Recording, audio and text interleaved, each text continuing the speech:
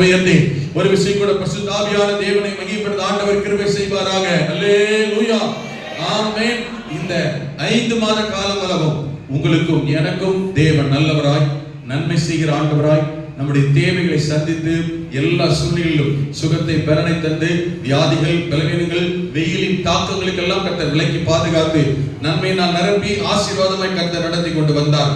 அவருக்கே மகிமை உண்டாவதாக. அல்லேலூயா, ஆமென். கர்த்தர் நல்லவர்.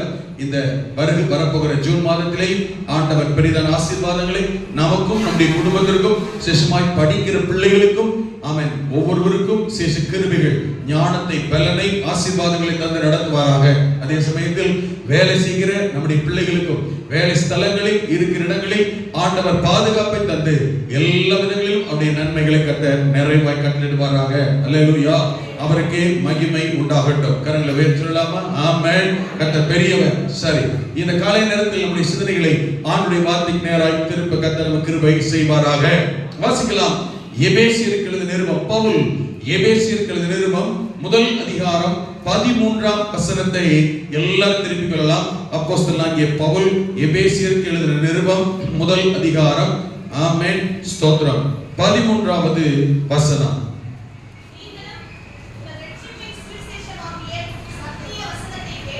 நீங்களும், ஆமென், யார சொல்றாரு அப்படின்னா நீங்களும், ஆமென், நீங்களும் யாரை பார்த்து சொல்றாரு? அன்றைக்கு அந்த எபேசு சபை மக்களை பார்த்து. இப்போது நீங்களும் என்று சொல்லுகிற இந்த வார்த்தையை யாரை பார்த்து சொல்லப்படுகிறது? இந்த வார்த்தை யாரை பார்த்து சொல்லப்படுகிறது? நீங்களும் என்றால் சொல்லுங்க, யாரை பார்த்து சொல்லப்படுகிறது? நீங்களும். இங்க இருக்கிற ஒவ்வொருவரை பார்த்துதான் இந்த வார்த்தை வருகிறது. எத்தனை பேருக்கு நான் சொல்றது புரியுது? அல்லேலூயா, நல்ல கரங்களை உயர்த்தி அல்லேலூயா, அல்லேலூயா, ஆமென். கர்த்தர் நல்லவர். ஆமென். இந்த காலை நேரத்தில் ஆண்டவர் ஆலயத்தில் இருக்கிற ஒவ்வொருவரையும் பார்த்து அவர் சொல்லுகிறார் நீங்களும். ஆமென். அப்படின்னா யாரையும்? என்னையும் பார்த்து. சொல்லுங்க பார்க்கலாம், யாரை பார்த்து? என்னை பார்த்து. என்னை பார்த்து கர்த்தர் சொல்றார் நீங்களும், நீயும். ஆமென். நீங்களும் உங்கள் ரட்சிப்பின் சுவிசேஷமாகிய சத்திய வசனத்தை கேட்டு விசுவாசிகளான போது வாக்குத்தத்தம் பண்ணப்பட்ட பரிசுத்த ஆவியால் அவருக்குள் முத்திரை போடப்பட்டீர்கள். ஆமென். என்ன புரியுதா? என்ன சொல்றாரு? நீங்களும் உங்களை பரிசுத்த ஆவியானவர் முத்திரை போட்டிருக்கிறார். நீங்கள் பரிசுத்த ஆவியானவராலே முத்திரை போடப்பட்டீர்கள். எப்போது? நீங்கள் உங்கள் ரட்சிப்பின் சுவிசேஷமாகிய உங்களுடைய ரட்சிப்புக்காக நீங்கள் ரட்சிக்கப்படும்படி எப்போது சுவிசேஷ வசனத்தை கேட்டீர்களோ, ஆண்டவருடைய வார்த்தை கேட்டீர்களோ, கர்த்தரை குறித்து நீங்கள் கேள்விப்பட்டீர்களோ, ஆமென், அந்த சத்திய வசனத்தை குறித்து நீங்கள் ஆமென் கேள்விப்பட்ட போது யாரா மாறினீங்க? விசுவாசிகளாய் மாறினீர்கள். இயேசுவை குறித்து கேள்விப்பட்ட போது இயேசுவை விசுவாசித்து ஏற்றுக்கொண்டீர்கள். அப்பொழுது விசுவாசிகளாய் மாறினீர்கள். ஆண்டவரை விசுவாசிக்கிறவர்களாய் மாறினீர்கள். அப்ப விசுவாசிகளான போது பரிசுத்த ஆவியினாலே, ஆவியானவரால், ஆமென், அவருக்குள் முத்திரை போடப்பட்டீர்கள். அல்லேலூயா, ஆமென். அப்போ உங்களையும் என்னையும் பரிசுத்த ஆவியானவர் என்ன பண்ணிருக்காரு? முத்திரை போட்டிருக்கிறார். முத்திரை போடுவது என்பது எதற்கு? எதுக்கு முத்திரை போடுவாங்க? இப்போ போஸ்ட் ஆபீஸ் ஒரு லெட்டர் போஸ்ட் பண்ணணும்னு வச்சுக்கோங்க, இல்லையா? போஸ்ட் பண்ணும்போது இந்த போஸ்ட் இன்னாருக்கு போய் சேர வேண்டும் என்பதற்காக இது அங்கீகரிக்கப்பட்டு விட்டது, இந்த லெட்டரை ஏற்றுக்கொண்டோம், இது இன்னாருக்கு போய் சேர்ந்து விடும் என்கிறதின் அடையாளத்துக்காக அந்த போஸ்ட் ஆபீஸ்ல அந்த லெட்டர் மேல, கவர் மேல என்ன செய்றாங்க? ஒரு சீல், ஒரு முத்திரை. முத்திரை போட்டுட்டா என்ன அர்த்தம்? இது அங்கீகரிக்கப்பட்டு விட்டது, ஏற்றுக்கொள்ளப்பட்டு விட்டது, இன்னாருக்கு போய் சேர்வதற்காக வேறுபிரிக்கப்பட்டது. கடையில போயிட்டு ட்ரெஸ் எல்லாம் எடுத்துறோம், வாரி வாங்கிட்டு எவ்வளவு வேணாலும் தூக்கி அள்ளிட்டு வந்துடுறோமா வெளியில? என்ன பண்றோம்? பில்லு போடுறோம். அந்த பில்லு போடுறதுல பணமெல்லாம் கட்டின பிறகும் அவன் ஒரு முத்திரை, ஒரு சீல் ஒண்ணு வைக்கிறான் பாருங்க. அது வச்ச பிறகுதான், பணம் கொடுத்துட்டாலுமே முத்திரை சீல் வச்சுட்டா, முத்திரை போட்டுட்டா, அதுக்கு பிறகு யாருடையதா மாறுது? ஆமென், இன்னாருடையதா. யார் பணம் கட்டணுமோ, யார் அதுக்கு உரியவர்களோ, உடனே என்ன செய்யறோம்? அதற்குரியவர்கள் என்கிற அடையாளத்தின்படி அது முத்திரை போடப்படுது. அப்ப முத்திரை போட்டுட்டாலே என்ன அர்த்தம்? இன்னாருக்கு சொந்தம், இன்னாருக்கு உரியது, இன்னாருக்கு அங்கீகாரம் பெற்றது. பரிசுத்த ஆவியானவராலே நீங்கள் முத்திரை போடப்பட்டிருக்கிறீர்கள், முத்திரை போடப்பட்டீர்கள் என்று வேதம். பரிசுத்த ஆவியானவரால் முத்திரை போடப்பட்டிருக்கிறோம் என்றால் நாம் யாருக்கு சொந்தமானவர்களாய் இருக்கிறோம்? யாருக்கு சொந்தமானவன் அர்த்தம்? யாருக்கு சொந்தமானவருக்கு? ஆண்டவருக்கு, பரிசுத்த ஆவியானவருக்கு. ஆமென். நாம் அவருக்கு சொந்தமானவர்கள் என்கிற அடையாளத்தினால் தான் நாம் சுவிசேஷ வசனமாகிய சத்தியத்தை கேட்டு ஆண்டவருடைய விசுவாசிகளாய் மாறின போது பரிசுத்த ஆவியானவர் நம்மை முத்திரை போட்டார். முத்திரை போடப்பட்டதினால் நீங்களும் நானும் அவருக்கு சொந்தமானவர்கள். எப்பொழுது தேவன் உங்களையும் என்னையும், ஆமென், அவருக்கு சொந்தமானவர்கள் ஆண்டவர் தெரிந்தெடுத்தார் என்று பவுல் சொல்லுகிறான். கலாத்தியர் நிருபம் 1ஆம் அதிகாரம் 10ஆம் வசனத்தை வாசிக்கிற போது எப்பொழுது நாம் அவருக்கு சொந்தமானவர்கள் சொல்லுகிறான். நல்ல கவனிங்க. ஆமென், ஆமென். இப்பொழுது நான் மனுஷரையா தேவனையா யாரை நாடி போதிக்கிறேன்? மனுஷரையா பிரியப்படுத்த பார்க்கிறேன்? நான் இன்னும் மனுஷரை பிரியப்படுத்துகிறவனா இருந்தால் நான் கிறிஸ்துவின் ஊழியக்காரன் அல்லவே. அடுத்து, மேலும் சகோதரரே,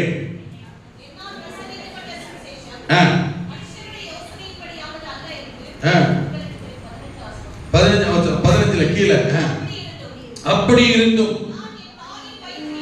இருந்தும் நான் என் தாயின் வயிற்றில் இருந்தது முதல், கவனிங்க, என்னை பிரித்தெடுத்து. முத்திரை போடுறது எதுக்குதான்? செப்பரேட் பண்ணப்பட்டிருக்கிறோம், அங்கீகரிக்கப்பட்டு விட்டோம், இன்னாருக்கு சொந்தமாகி விட்டோம், இன்னாருடையது என்கிற அடையாளத்தை வெளிப்படுத்திதான் முத்திரை போடப்படுகிறது. இங்கு பவுல் சொல்லுகிறான், நான் என்னை என் தேவன் பிரித்தெடுத்தது முதல், பிரித்தெடுத்து விட்டார். எப்போது?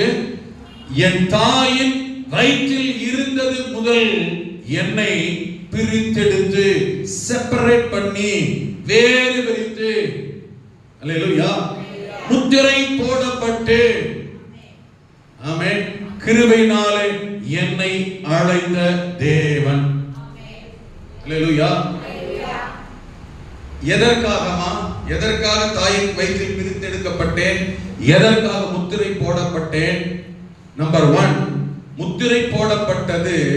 ஆமென். அவன் சொன்ன பாத்தீங்களா, 11ஆம் வசனத்திலிருந்து பவுல் சொல்லும் பொழுது, சுவிசேஷ ஊழியத்திற்காக, சுவிசேஷம் அறிவிக்கப்படுவதற்காக, ஆமென், ஆண்டுடைய நாமம் சொல்லப்படுவதற்காக நான் தாயின் வயிற்றிலேயே முத்திரை போடப்பட்டேன், தாயின் வயிற்றிலேயே செப்பரேட் பண்ணப்பட்டிருக்கிறேன். அப்படி என்றால் இந்த காலை நேரத்தில் பரிசுத்த ஆவியானவரால் நீங்களும் நானும் முத்திரை போடப்பட்டிருக்கிறோம் என்றால், நம்பர் 1, தேவனால் வேர்விரிக்கப்பட்டிருக்கிறோம் என்றால், நீங்களும் நானும் அவருக்கு சாட்சியாய் சுவிசேஷமாகிய வசனத்தை, சத்தியத்தை, வார்த்தையை சொல்லும்படி ஆண்டவர் உங்களையும் என்னையும் செப்பரேட் பண்ணியிருக்கிறார், வேறு பிரித்திருக்கிறார், முத்திரை போட்டிருக்கிறார். வலது கரத்தை உயர்த்தி அல்லேலூயா. அப்போஸ்தலர் 1:8 வாசிக்கிற போது, அங்க பரிசுத்த ஆவியானவர் உங்களிடத்தில் வரும் பொழுது, இது ஆண்டவர் இயேசு சொன்னதான வார்த்தை, பரிசுத்த ஆவி உங்களிடத்தில் வரும் பொழுது நீங்கள் பலனடைந்து. பரிசுத்த ஆவியானவர் எதுக்கு வர்றாரு? முத்திரை போடுவதற்காக வருகிறார். அல்லேலூயா. இப்ப இந்த பரிசுத்த ஆவியானவர் முத்திரை போடுகிற, முத்திரையாய் வருகிற பரிசுத்த ஆவியானவர் உங்களிடத்தில் வந்தால், உங்களை முத்திரை போட்டு விட்டால், ஆமே, உங்கள் மேல் முத்திரை பதிந்து விட்டால், நீங்கள் பலனடைவீர்கள். அல்லேலூயா. ஆவியிலும் ஆத்துமாவிலும் சரீரத்திலும் பலன் உண்டு. கடந்த வாரத்தில் பரிசுத்த ஆவியானவரை குறித்து தான் நாம் கவனித்தோம், தியானித்தோம். இந்த 1:8 அப்போஸ்தலர் 1:8 வசனத்தின் ஒரு பகுதியை மாத்திரம் சொல்லிவிட்டு நிறுத்தினேன். இன்றைக்கு வேறொரு செய்தி தான் பிரசங்க ஆயத்தமான பொழுது ஆவியான உள்ளத்தில் சொன்னால் அந்த இன்னொரு பகுதியும் சொல்லும் பொழுதுதான் பரிசுத்த ஆவியானவருடைய அடையாளமும் முத்திரையும் அபிஷேகமும் எதற்கென்கிற காரணம் ஜனங்களுக்கு புரியும். அதையும் சொல்ல வேண்டும் என்பதற்காக தான் இந்த அடுத்த பகுதியின் ஆமென் ஒரே ஒரு காரியத்தை வலியுறுத்தி நிற்கிறேன். அல்லேலூயா. அப்ப பரிசுத்த ஆவியானவர் நம்மை முத்திரை போட்டதின் அடையாளம், நிரப்பினதின் அடையாளம், தொட்டதின் அடையாளம், அபிஷேகம் பண்ணினதின் அடையாளம். ஏன் எதற்கென்றால் நீங்கள் பலனடைய வேண்டும். ஆமென் சொல்லுங்க பார்க்கலாம். ஆமென். பலனடைய வேண்டும். பரிசுத்தாவினுடைய பலன் என்பது சாதாரணமான பலன் அல்ல, சாதாரணமான வல்லமை அல்ல.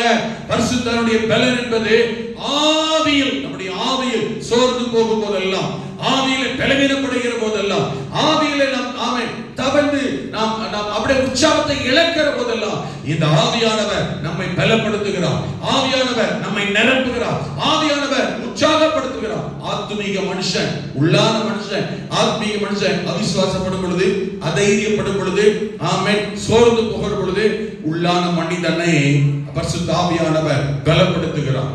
இது சாதாரண மனிதனுடைய பலன் அல்ல. அதே போல சரீரத்தை கர்த்தர் பலப்படுத்துகிறார். அல்லேலூயா. சரீரம் சோர்வடையும் போது, களைப்படையும் போது, ஆவியானவரை நாம் மகிமைப்படுத்தும் போது, ஆவியானவரை உயர்த்தும் போது, ஆவியானவரை துதிக்கும் போது, ஆவியிலே நிரம்பும் பொழுது, அபிஷேகத்துக்கு இடம் கொடுக்கும் பொழுது ஒரு புது பலன், ஒரு தைரியம், ஒரு வல்லமை, ஆமென், ஒரு அபிஷேகம், ஒரு ஆசீர்வாதம் நம்மை நிரப்புகிறது, நம்மை பலப்படுத்துகிறது. இது யாருக்கு தெரியுமா? தெரியும். அபிஷேகம் பெற்று அந்நிய பாஷை அடையாளத்தோடு கர்த்தருடைய சமூகத்திலே தனி ஜெபங்களில் ஆவியானவரோடு உறவாடுகிற ஜெபிக்கிறவர்களுக்கு இந்த அனுபவம் கட்டாயமாய் தெரியும். தெரியாதவர்களும் அந்த அனுபவத்துக்குள் வர வேண்டும் என்பதற்காக தான் சொல்லப்படுகிறது. அல்லேலூயா. ஆவியான மனிதன் சோர்ந்து போகும்போது, ஆவிக்குரிய வாழ்க்கையில சோர்வு ஏற்படும் போது எப்படி பலனடைவது? யாருடைய பலனை பெறுவது? ஒண்ணுமே இல்லை. பரிசுத்த ஆவி உங்களிடத்தில் வந்தால், அவர் தொட்டால், நிரப்பினால் நீங்கள் பலனடைவீர்கள். நல்லா கவனிங்க. இந்த ஆவியுடைய தொடுதலும் நிறைவும் பலனும் எப்போது கிடைக்கும் என்றால் நல்லா கவனிக்கணும். ஆமென். ஆராதனையில் உண்டு, குடும்ப ஜெபத்தில் உண்டு, கூட்டு ஜெபத்தில் உண்டு. அது எல்லாவற்றை பார்க்கலாம். எப்பொழுது ஒரு மனிதன் தனி ஜெபத்தில் தேவனோடு உறவாடுகிறார்களோ, தனிமையாய் உட்கார்ந்து கர்த்தருக்கு இடம் கொடுக்கிறார்களோ, ஆவியானவரோடு பேசுகிறார்களோ, ஆண்டவரே நீர் தேவை என்று தனிப்பட்ட விதங்களில் தனி ஜெபம், பர்சனல் பிரேயர் யார் வாழ்க்கையில் இருக்கிறதோ, யார் தேவனோடு உறவாடுகிறார்களோ, நேரம் செலவழிக்கிறார்களோ, கர்த்தர் அவர்களை தேடி வருவார், கர்த்தர் தொடுவார், தேவன் பலப்படுத்துவார், கர்த்தர் அபிஷேகிப்பார். ஜெபம் பண்ணி முடிச்ச பிறகு பாருங்க, ஆவியில நிரம்பின பிறகு பாருங்க, அந்நிய பாஷையில் தேவனோடு பேசி துதித்த பிறகு பாருங்க, உங்களுடைய உள்ளான நிலைமை மாறி இருக்கும், பலவீனம் மாறி இருக்கும், சோர்வுகள் மாறி இருக்கும். ஒரு புது பலன், வல்லமை உங்களை நிரப்பி இருக்கிறதை உங்களால் காண முடியும். அல்லேலூயா. இந்த தனிப்பட்ட ஜெபம் இல்லாவிட்டால் இந்த அனுபவத்தை பெறுவது கடினம். இந்த அனுபவத்தை குறித்து கேள்விப்பட்டாலுமே கூட ஆமென், அது நம்பத்தகுந்ததாக இருக்க முடியாது. ஆனால் தனிப்பட்ட விதத்திலே தேவனோடு உறவாடுகிறவர்களை, செபிக்கிறவர்களை, ஆவியானவருக்கு இடம் கொடுக்கிறவர்களை, பேசுகிறவர்களை நீங்கள் கேட்டு பாருங்கள். அல்லேலூயா. ஆமென். இயேசு கிறிஸ்துவின் வாழ்க்கையிலேயுமே அது இருந்தது, பவுலுடைய வாழ்க்கையிலுமே இருந்தது, தேவனுடைய வாழ்க்கையிலுமே இருந்தது. இந்த தனிப்பட்ட ஜெப வாழ்க்கை யாருடைய வாழ்க்கையில எல்லாம் ஆண்டவரோடு இருக்கிறதோ, தனி ஜெபம், இவங்க வாழ்க்கையெல்லாம் பரிசுத்தருடைய நடத்துதலும், தொடுதலும், வெளிப்பாடும், தரிசனங்களும் கட்டாயமாய் வெளிப்படும். ஆண்டவர் பேசுவார், இடைப்படுவார், கிரியை செய்வார். அல்லேலூயா. அப்ப பலன், பரிசுத்தருடைய பலன் அவசியம். ஆஸ்பத்திரியிலேயே இருக்கட்டுமே, இருக்கலாமே, அங்கே கூட மருத்துவம், மருந்துகளால் வராத ஒரு பலன், ஒரு உயிர்ப்பிப்பு, ஒரு விடுதலை. பரிசுத்த ஆவியானவர் வரும் பொழுது, தொடும் பொழுது, நிரப்பும் பொழுது எங்கேயும் யாரால வர முடியாத பலன் வரும். தனிப்பட்ட விதங்களிலே தனியா இருக்கும் சோர்வு, பலவீனம், மனதிலே கவலை, வருத்தத்தோடு இருக்கும் போது இந்த ஆண்டவருக்கு, பரிசுத்த ஆவியானவருக்கு இடம் கொடுத்து ஆண்டவரே என்று அவரை நோக்கி கூப்பிடும் பொழுது பரிசுத்த ஆவியானவர் தொட்டு விட்டால், நிரப்பி விட்டால், வந்ததை உணர்ந்து விட்டால், அவர் நம்மை ஆமென், அவர் நம்மை தொட்டு விடுவாரேயானால் ஒரு உன்னத பலன், கவலை நீங்கும், பாரம் நீங்கும், வருத்தம் நீங்கும், தானாகவே ஒரு தைரியம் வரும். ஆண்டவர் இருக்கிறார், கர்த்தர் இருக்கிறார், ஆவியானவர் இருக்கிறார். ஆமென். எங்க இருந்தாலும் சரி, யோவானை போல பத்மு தீவிலே நாடு கடத்தப்பட்ட நிலைமை, தனிமையாக இருந்தாலும் சரி, ஆவியானவர் அங்கு வந்தார், ஆண்டவர் அங்கு வந்தார். ஆமென். யோவானை பார்த்து சொன்னார், பயப்படாதன்னு கர்த்தர் சொன்னார். நான் முந்தினவரும் பிந்தினவரும் உயிருள்ளவரும் இருக்கிறேன் ஆண்டவர் சொன்னார். அல்லேலூயா. ஆமென். செத்தவனை போல விழுந்தான், கர்த்தர் அவனை தொட்டு தூக்கி நிறுத்தினார். காலோட்டி நில் என்று கர்த்தர் சொன்னார். அல்லேலூயா. ஆமென். தேவன் வரும் பொழுது, நம்முடைய வல்லமை வரும் பொழுது, ஆவியானுடைய தொடுதல் வரும் பொழுது, ஆமென், நம்முடைய வாழ்க்கை, நம்முடைய சரீரம், நம்முடைய ஆமென் பலவீனம் எல்லாம் நீங்கும், பலனடையும், உயிர்ப்பிக்கப்படுவோம். ஆமென். கர்த்தர் ஆமென் நம்மை நிரப்ப வல்லவர். பரிசுத்த ஆவியினிடத்தில் வரும் பொழுது நீங்கள் பலனடைவீர்கள். இந்த பலனுக்காக கேட்கணுங்க. அல்லேலூயா. ஒவ்வொரு நாளும் இந்த பலனுக்காக கேட்கணும். சோர்ந்து போயிட்டீங்களா? பலவீனப்பட்டுட்டீங்களா? ஆமென். பரிசுத்தர் வந்துட்டாலே பலப்படுத்துவார். எது முடியலையோ அதை முடிக்க சாத்தியமாக்க பரிசுத்த ஆவியானவரால் கூடும். அதனால சொல்ற மனுஷரால் கூடாததுதான் தேவனால எல்லாம் கூடும். சகரியா 4:6 சொல்லும் பொழுது பலத்தினாலும் அல்ல, பராக்கிரமத்தினாலும் அல்ல, என்னுடைய ஆவியினாலே ஆகும் என்று சொன்னார். ஆமென். ரொம்ப சிம்பிள். ரொம்ப சோர்வோட இருக்கிறீங்களா? டாக்டர் சொல்லுவாங்க, என்ன செய்வாரு? எனர்ஜெட்டிக் ஏதாவது எழுதி கொடுப்பாங்க. ஆமென். இத குடிங்க, அதை சாப்பிடுங்க. அல்லேலூயா. ஆனால் ஆவிக்குரிய ஜீவிதத்திலே சோர்ந்து போய்விட்டீர்கள், கவலையோடு இருக்கிறீர்கள், சோர்வடைந்து விட்டீர்கள். ஏன் அவ்வளவு ஆராதனை ஆராதிக்க முடியலையா? ஆவியானவர்கிட்ட சொல்லி பாருங்க. ஆராதனை பிரசங்கத்தை கவனிக்க முடியலையா? ஆவியானவர்கிட்ட சொல்லி பாருங்க. ஆராதனை சோர்வோடு இருக்கிறீங்களா? ஆவியானவர், அதுக்கு ஆவியானவருக்கு இடம் கொடுங்கன்றது. கர்த்தரே ஆவியானவர், கர்த்தருடைய ஆவியானவர் எங்கே வருகிறார் அங்கே விடுதலை உண்டு. அல்லேலூயா. நம்மை தொடுகிறவர், நிரப்புகிறவர், உற்சாகப்படுத்துகிறவர், பலவீனங்களை மாற்றுகிறவர். சோர்ந்து போகிறவனுக்கு பலனையும், சத்துவம் இல்லாதவனுக்கு சத்துவத்தை பெருக பண்ணுகிற தேவன் அவர்தான். அல்லேலூயா. ஆமென்.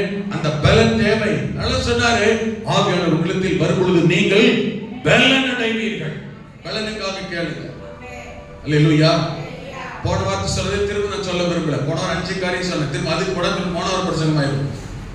என்னெல்லாம் பலன், எதுலெல்லாம் ஜெயம், யூடியூப்ல போய் இந்த போன வார பிரசங்கத்தை கேளுங்க. ஆவியானவர் என்னெல்லாம் பலப்படுத்துவார், எப்படி பலப்படுத்துவார் சொல்லப்பட்டிருக்கிறது.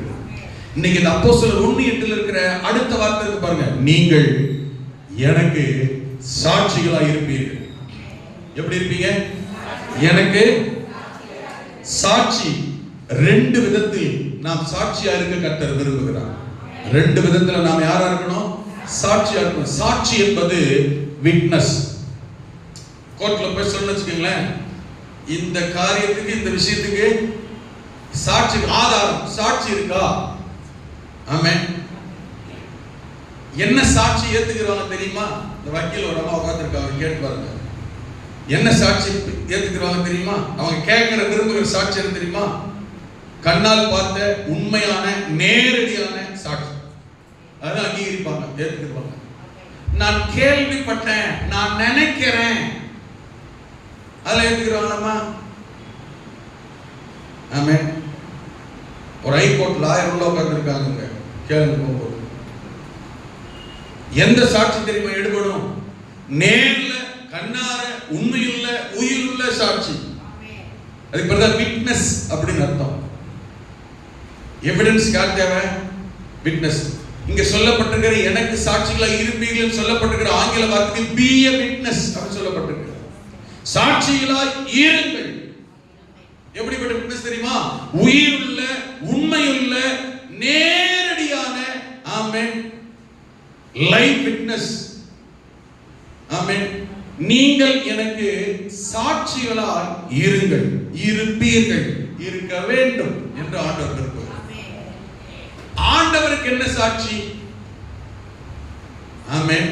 2 விதத்தில் நாம் சாட்சியாக இருக்க வேண்டும். ஒன்று, இயேசு உயிரோடு இருக்கிறார் என்பதற்கு நானே உயிருள்ள சாட்சி என்று நம்மையே சாட்சியாய் வெளிப்படுத்த வேண்டும்.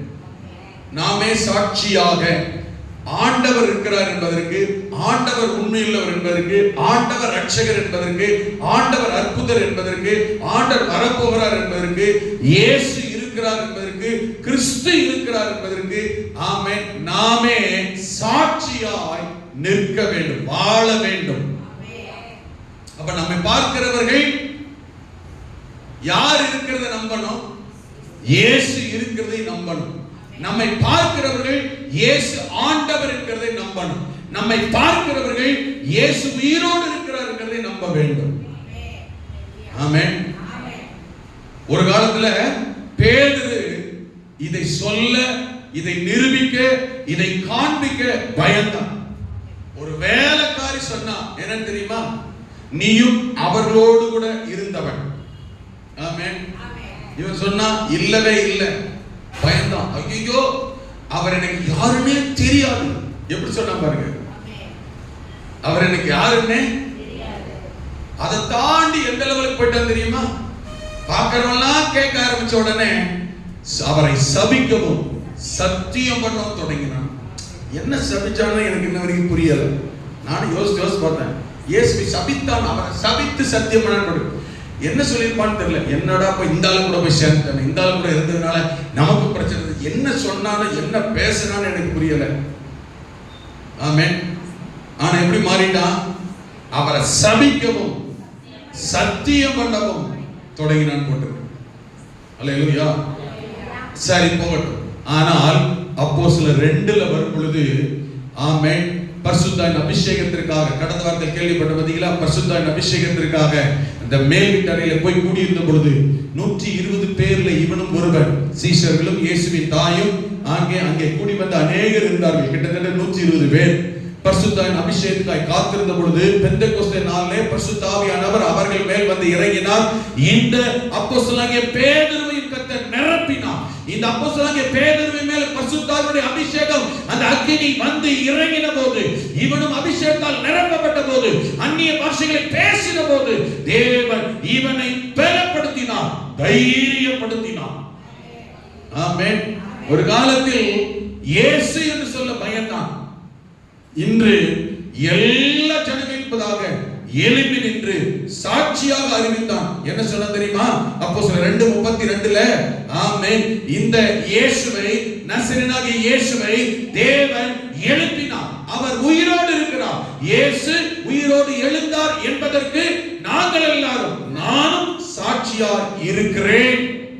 அன்னைக்கு இயேசு அவரு கூட இருந்தன்னு சொல்றதுக்கு பயந்தான். இன்னைக்கு என்னன்னு சொல்றான்? எழுப்பி இயேசு உயிரோடு இருக்கிறார், தேவன் உயிர்த்தெழ பண்ணினார். அதற்கு இயேசு உயிரோடு இருக்கிறார் என்பதற்கு நானும் சாட்சி. அல்லேலூயா. அப்ப சாட்சியாய், நல்ல கவனிங்க, நின்றான். தன்னையே இயேசு உயிரோடு இருக்கிறார் என்பதற்கு சாட்சியாக நிறுத்தினான், காண்பித்தான். அல்லேலூயா. ஒண்ணு கவனிங்க, நம்மை பார்க்கிறவர்கள் நம்மில் கிறிஸ்துவை காண வேண்டும். மற்ற யார், நம்ம குடும்பத்தில் உள்ள ரட்சிக்கப்படாத நம்முடைய குடும்பத்தில் உள்ளவர்களானாலும், நம்முடைய தெருவில் உள்ளவர்களானாலும், நம்மோடு வேலை பார்க்கிறவர்களானாலும், நம்மோடு படிக்கிறவர்களானாலும், ஆமென், நாம் ரட்சிக்கப்பட்டது உண்மையானால், ஆவியானவர் நமக்குள் இருக்கிறது உண்மையானால், நம்மை காண்கிறவர்கள் நம்மில் நம் மூலம் கிறிஸ்துவை காண வேண்டும். பவுல் சொல்லுகிறார் 2 கொரிந்தியர் 2ஆம் அதிகாரத்தில் நீங்கள் வாசிக்கும் பொழுது 14-15 வசனத்தை வாசித்தால், ஆமென், வாசிங்கள். 2 கொரிந்தியர் 2ஆம் அதிகாரம் 14-15 வசனத்தை வாசிக்கும் பொழுது, கிறிஸ்துவுக்குள் எப்பொழுதும் எங்களை வெற்றி சிறக்க பண்ணுகிறவர். கரங்களை சொல்லுங்க பார்க்கலாம். ஆமென். நம்ம என்ன பண்றார் ஆண்டவர்? வெற்றி சிறக்க பண்ண. எங்கேயுமே தோல்விக்கு கர்த்தர் ஒப்பு கொடுக்க மாட்டார், தோற்று போக்கத்தில் ஒப்பு கொடுக்க மாட்டார். ஆண்டவர் நமக்காக என்ன பண்றாரா? நம்மை வெற்றி சிறக்க பண்ணுகிறார். அல்லேலூயா. we are born to win. ஜெயிக்க பிறந்தவர்கள், நாம் ஆள பிறந்தவர்கள், ஜெயம் பெற பிறந்தவர்கள். கரங்களை சொல்லுங்க பார்க்கலாம். அல்லேலூயா. கர்த்தர் எங்களை எப்போதும் வெற்றி சிறக்க பண்ணுகிறார். எல்லா இடங்களிலேயும் எங்களை கொண்டு அவரை அறிகிற அறிவே, அறிவின் வாசனை. சரி, கவனிங்க, எல்லா இடத்திலேயும் அவரை அறிகிற அறிவு. ஹலோ, இந்த வார்த்தை புரியுதா?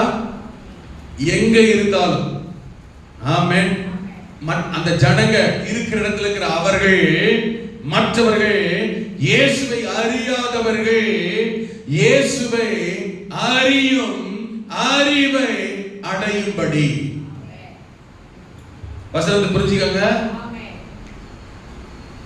நாம என்ன செய்யணுமா? கவனிங்க, வாசிங்க. எங்களை கொண்டு அவரை அறிகிற அறிவின் வாசனையை வெளிப்படுத்துகிற தேவனுக்கு ஸ்தோத்திரம். என்ன புரியுது உங்களுக்கு இந்த வசனம்? அவரை அறிகிற அறிவின் வாசனை. இன்னொரு வசனத்தையும் இதுக்கு இணையா இன்னொரு வசனத்தையும் வாசிருங்க, இன்னும் கொஞ்சம் உங்களுக்கு தெளிவா புரியும். என்ன தெரியுமா? ஆமென். அதுக்கு அடுத்த வசனத்தை வாசிங்களேன். ரட்சிக்கப்படுகிறவர்களுக்குள்ளேயும் கெட்டு போகிறவர்களுக்குள்ளேயும் நாங்கள் தேவனுக்கு கிறிஸ்துவின் நற்கந்தமாய். அங்க அறிகிற அறிவின் வாசனை. ஓகேவா? சரியா? வாசனையை இந்த வசனத்துல ஆமென் நற்கந்தமாய். அங்க வாசனை, இங்க நற்கந்தம். என்ன அர்த்தம் தெரியுமா? நற்கந்தம் என்றால் பெர்ஃப்யூம், சென்ட் அர்த்தம். பெர்ஃப்யூம், சென்ட், இந்த வார்த்தை கேள்விப்பட்டிருக்கீங்களா? கேள்விப்பட்டீங்களா இல்லையா? அப்படின்னா என்னது? பெர்ஃப்யூம், சென்ட்னா என்னது? என்னதுங்க? அதான் முதல் வசனத்துல சொன்னார், வாசனையை. விலங்கலன உடனே தூய தமிழ் எழுதினாரு, நற்கந்தங்களாய் இருக்கிறோம். நற்கந்தம் என்றால் பெர்ஃப்யூம், சென்ட், வாசனை. ஓகே, புரிஞ்சுச்சா? இங்க இருக்கீங்களா? ஐயா கொஞ்சம் தூங்குற மாதிரி இருக்கு. ஆமென். அப்படி இருக்கா? சரி, இங்க பெர்ஃப்யூம், நற்கந்தம், சென்ட்ன்றாரே, எதை சொல்றாரு? சொல்லுங்க, எதை சொல்றாரு? முதல் வசனத்தை வாசிங்க. எல்லா இடங்களிலேயும் எங்களை கொண்டு அவரை அறிகிற அறிவின் சென்ட், பெர்ஃப்யூம், நற்கந்தம், வாசனை. என்னது அது? அவரை அறிகிற அறிவின் வாசனை என்னது? சாட்சி. சாட்சிகளாக இருக்கிறோம். ஆமென். என்ன பார்த்த உடனே நற்கந்தமா தெரியுதா மற்றவங்களுக்கு? ஆமென். பாஸ்ட் வந்துட்டு போனாலே தெரியுது. எப்படி? அவர் சென்ட் ஸ்மெல். அது மட்டும் போதாது. ஆமென். நம்மளை யாரா இருக்க விரும்புகிறார் என்றால் பவுல் சொல்லுகிறது, அவரை அறிகிற அறிவின் வாசனையான சாட்சியின் ஜீவியத்தின் மூலம் இயேசுவை ஜனங்கள் அறிந்து கொள்ள வேண்டும். என்னுடைய சாட்சியின் ஜீவியத்தின் மூலம், என்னுடைய வாழ்க்கை நடைமுறையின் மூலம், இயேசு மத்தேயு சுவிசேஷத்தில் சொல்லும் பொழுதும் உங்கள் நற்கிரியைகளை கண்டு ஜனங்கள் தேவனை மகிமைப்படுத்தும்படி, பேதுரு எழுதும்போது எழுதுகிறாரு, உங்களுடைய நற்கிரியைகளை கண்டு பரலோகத்தில் இருக்கிற பிதாவாகிய தேவனை மகிமைப்படுத்தும்படி.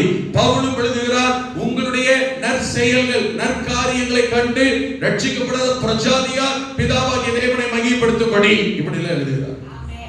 இங்க பவுல் சொல்லுகிறார், என்னுடைய நற்கிரியைகள், என்னுடைய சாட்சி, நல்ல சாட்சி, அந்த சாட்சியாகிய நல்ல வாசனை, பெர்ஃப்யூம், நற்கந்தம், நலதம். ஆமென். அறியாத ஜனங்களும் அறிந்து கொள்ளும்படி என்னுடைய சாட்சியின் ஜீவியம். சென்ட் போட்டிருந்தா அந்த வாசனைய அனுபவிக்கிறதுக்கு காது கேட்கிற அவசியம் இல்லை. அவ்வளவு புரியுதா? சென்ட் போட்டிருந்தா அந்த வாசனைய நுகர்வதற்கு கண்ணு தெரிகின்ற அவசியம் இல்லை. நான் சொல்ல புரியுதா? ஆமென். வாசனை கண்டுபிடிக்கிறதுக்கு கண்ணோ காதோ தேவையில்லை, மூக்கு இருந்தா போதும். அல்லேலூயா. அந்த வாசனை, ஆமென், அடையாளமா தெரியுதா இல்லையா? அடையாளம். வாசனை அடிக்குது, ஒரு அடையாளம் இருக்கா இல்லையா? ஆண்டவரை அறிந்து கொள்வதற்கான அவர் அறிகிற அறிவு ஜனங்களுக்கு உண்டாக வேண்டும் என்றால் சாட்சி என்கிற, ஆமென், என்னுடைய சாட்சியின் ஜீவியம். அல்லேலூயா. நான் சொல்லிக்கிறேன், புரியுது? அப்போஸ்தலர் வாசிக்கிற 11ஆம் அதிகாரத்துல கவனிங்க. அப்போஸ்தலர் 11ஆம் அதிகாரத்துல, ஆமென், கிட்டத்தட்ட ஒரு 40-50 வருஷம் ஆகி போச்சு. எத்தனை வருஷம்?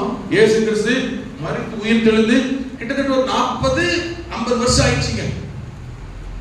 அது வரைக்கும் உலகத்துல பூமியில பெந்தேகோஸ்தே சபை கூட கிபி 34 ஆரம்பமாயிடுச்சு. பெந்தேகோஸ்தே சபை ஆரம்பமானது எப்போ? கிபி 34 வருஷத்துல பெந்தேகோஸ்தே சபை ஆரம்பமாயிடுச்சு. கிபி 34 பெந்தேகோஸ்தே சபை ஆரம்பமான போது கூட அந்த சபையில இருந்தவங்களுக்கு என்ன பேருனா சீஷர்கள், அப்போஸ்தலர்கள், விசுவாசிகள், இப்படிதான் பேரு. நீங்க பைபிள் வாசித்து பாருங்க. 16ஆம் அதிகாரம் வரையிலும் கிட்டத்தட்ட 10 வருஷம் ஆயிடுச்சு. ஓகேவா? 16ஆம் அதிகாரம் வரையிலும் அந்த சீஷர்களுக்கு, விசுவாசிகளுக்கு, அப்போஸ்தலர்களுக்கு அவ்வளவுதான் பேரு அந்த கூட்டத்துக்கு. 11ஆம் அதிகாரத்தில் அப்போஸ்தலர் 26ஆம் வசனத்தை வாசிக்கிற போது 11:26ல ஆமென், அவர்கள் ஒரு வருஷ காலமாய் சபையோட கூடியிருந்து அநேக ஜனங்களுக்கு உபதேசம் பண்ணினார்கள். முதல் in the very first time முதல் அந்தியோகியா பட்டணத்திலே இருந்த என்ன பேர் அவங்களுக்கு? அவங்க யாரு? அந்த கூட்டத்துக்கு என்ன பேரா தான் இருந்தது?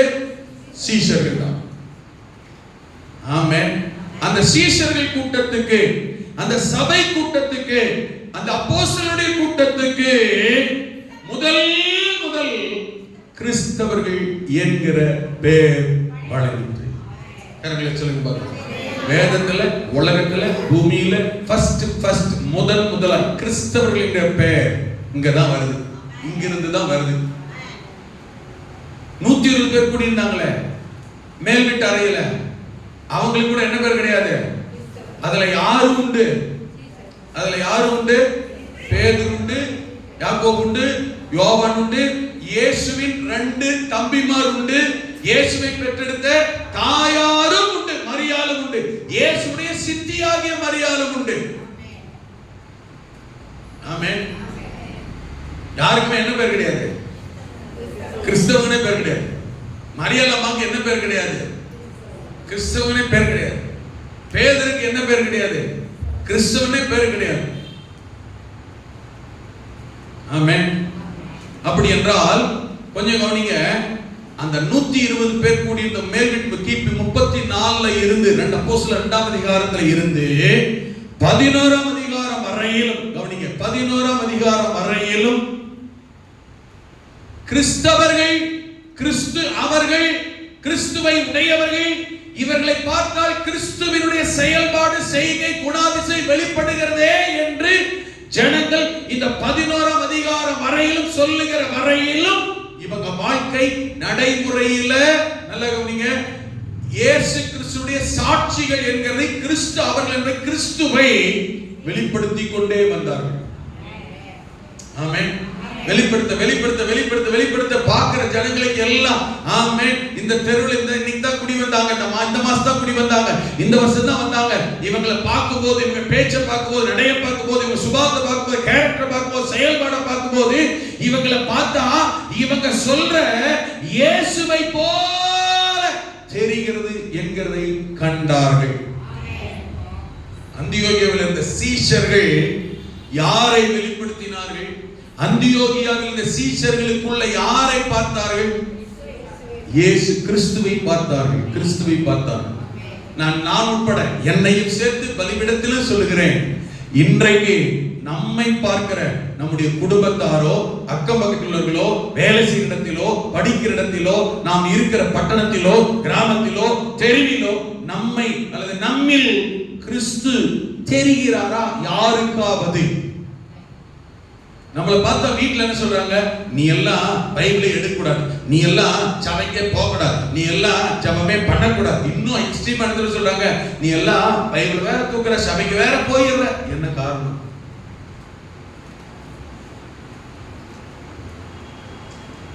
ஆண்டவர் இயேசு ஆமென் நம்மளை பார்த்து சொன்னாரு, பரிசுத்தாவின் இடத்துல வந்துச்சுன்னா, ஆமென், நீ என்னுடையவன் என்பதற்கு, நான் உன்னில் வெளிப்படுகிறேன் என்பதற்கு நீ தான் சாட்சி என்றார். நீ கிறிஸ்து அவன் என்றார், நீ கிறிஸ்து அவள் என்றார். அல்லேலூயா, ஆமென். அந்தியோகியாவில் உள்ள சீஷர்களுக்கு முதல்ல என்ன பேர் வந்துச்சா? கிறிஸ்து அவர்கள். சேர்த்து எழுதுனாக்க கிறிஸ்தவர்கள். கிறிஸ்தவர்கள் பேருக்கு என்ன தெரியுமா அர்த்தம்? ஆமென். கிறிஸ்து பிளஸ் அவர்கள், அவர்தான் கிறிஸ்து. இவனை பாரு, இயேசுவை பார்க்கலாம். என்னோட கேள்வி, நம்மளை பார்த்து அப்படி யாராயும் சொல்ல முடியுதா? பரிசுத்த ஆவியானவரை அதிகமாய் சார்ந்து கொள்ள, கேட்க, ஜெபிக்க கர்த்தர் கிருபை செய்வாராக. அல்லேலூயா. அந்தியோகியாவில் உள்ள சீஷர்களுக்கு தான் முதலில் கிறிஸ்து அவர்களை பார்த்தால் கிறிஸ்து தெரிகிறார் என்று சொல்லப்பட்டார்கள். அதிலிருந்து தான், அதுக்கு பிறகுதான் இயேசுவை நம்புகிற கூட்டத்தாருக்கு கிறிஸ்தவர்கள் என்கிற பெயர் வழங்கப்பட்டது. அல்லேலூயா. அது வரைக்கும் இயேசுவை பின்பற்றின அப்போஸ்தலர்களுக்கு கூட கிறிஸ்தவர்கள் கிடையாது. அந்தியோகியாவில் சீஷர்களுக்கு தான் கிறிஸ்தவர்கள் பெயர் வழங்கப்பட்டு, அதுக்கு அந்த பெயர் வச்சது யார் தெரியுமா? ஹலோ, கிறிஸ்தவர்கள் பேர் வச்சது யார் தெரியுமா? கிறிஸ்தவர்கள் அல்ல, அப்போஸ்தலனாகிய பேதுரு அல்ல, அந்த ஊர்ல ஊழியம் செஞ்ச பவுல் அல்ல, பர்னபா அல்ல. கிறிஸ்தவர்கள் பேர் வச்சது புறஜாதியா. ஹலோ, உங்கதாட்டீங்களா? இந்த கூட்டத்துக்கு கிறிஸ்தவன் பேர் வச்சதே ரட்சிக்கப்படாத கூட்டத்தார் தான், புறஜாதியார் தான் வச்சாங்க. ஏன்னா அந்த புறஜாதியாருக்கு தெரிஞ்சது, இவங்களை பார்த்த உடனே இவன் அவங்கள மாதிரி இருக்க மாட்டான், எல்லாரும் தண்ணி அடிப்பாங்க, இவர் அடிக்க மாட்டார், எல்லாரும் போய் சொல்லுவாங்க, இவர் சொல்ல மாட்டார், எல்லாம் லஞ்சம் வாங்குவாங்க, இவங்க வாங்க மாட்டாங்க, எல்லா வேலைக்கு லேட்டா போவாங்க, இவங்க அப்படி வரமாட்டாங்க, எல்லாரும் இப்படித்தான் இருப்பாங்க, அவங்க மட்டும் இப்படி இருக்க மாட்டாங்க, இவங்க மத்தவங்க இருக்க மாட்டாங்க. ஏன்னா கிறிஸ்து அவர்கள் அப்படிப்பட்டவர்கள் அல்ல. அல்லேலூயா.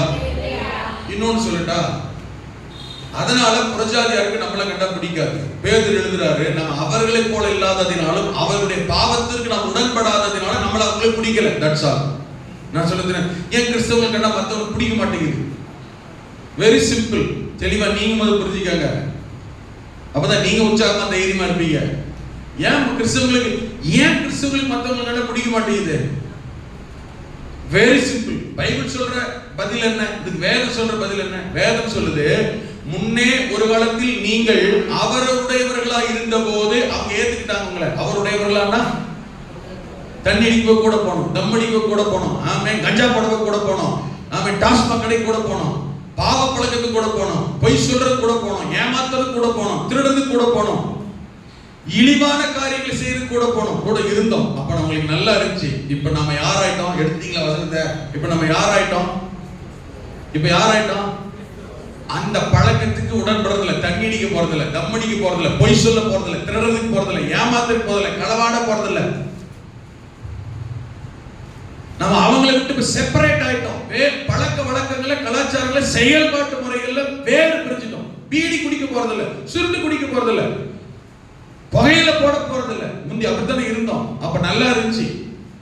இப்ப நம்ம அப்படி என்ன செய்யல? இல்ல. இப்ப இல்லாததினால அவங்களுக்கு நம்மள இப்படி வீட்டுல உள்ளவங்களுக்கு பிடிக்கல. அவங்க பிள்ளைங்க சினிமா தியேட்டருக்கு போறாங்க, நம்ம பிள்ளைங்களை அனுப்பாம மட்டும் பாருங்க, பகைக்கிறாங்க நம்மள. உங்களுக்கு புரியுதா?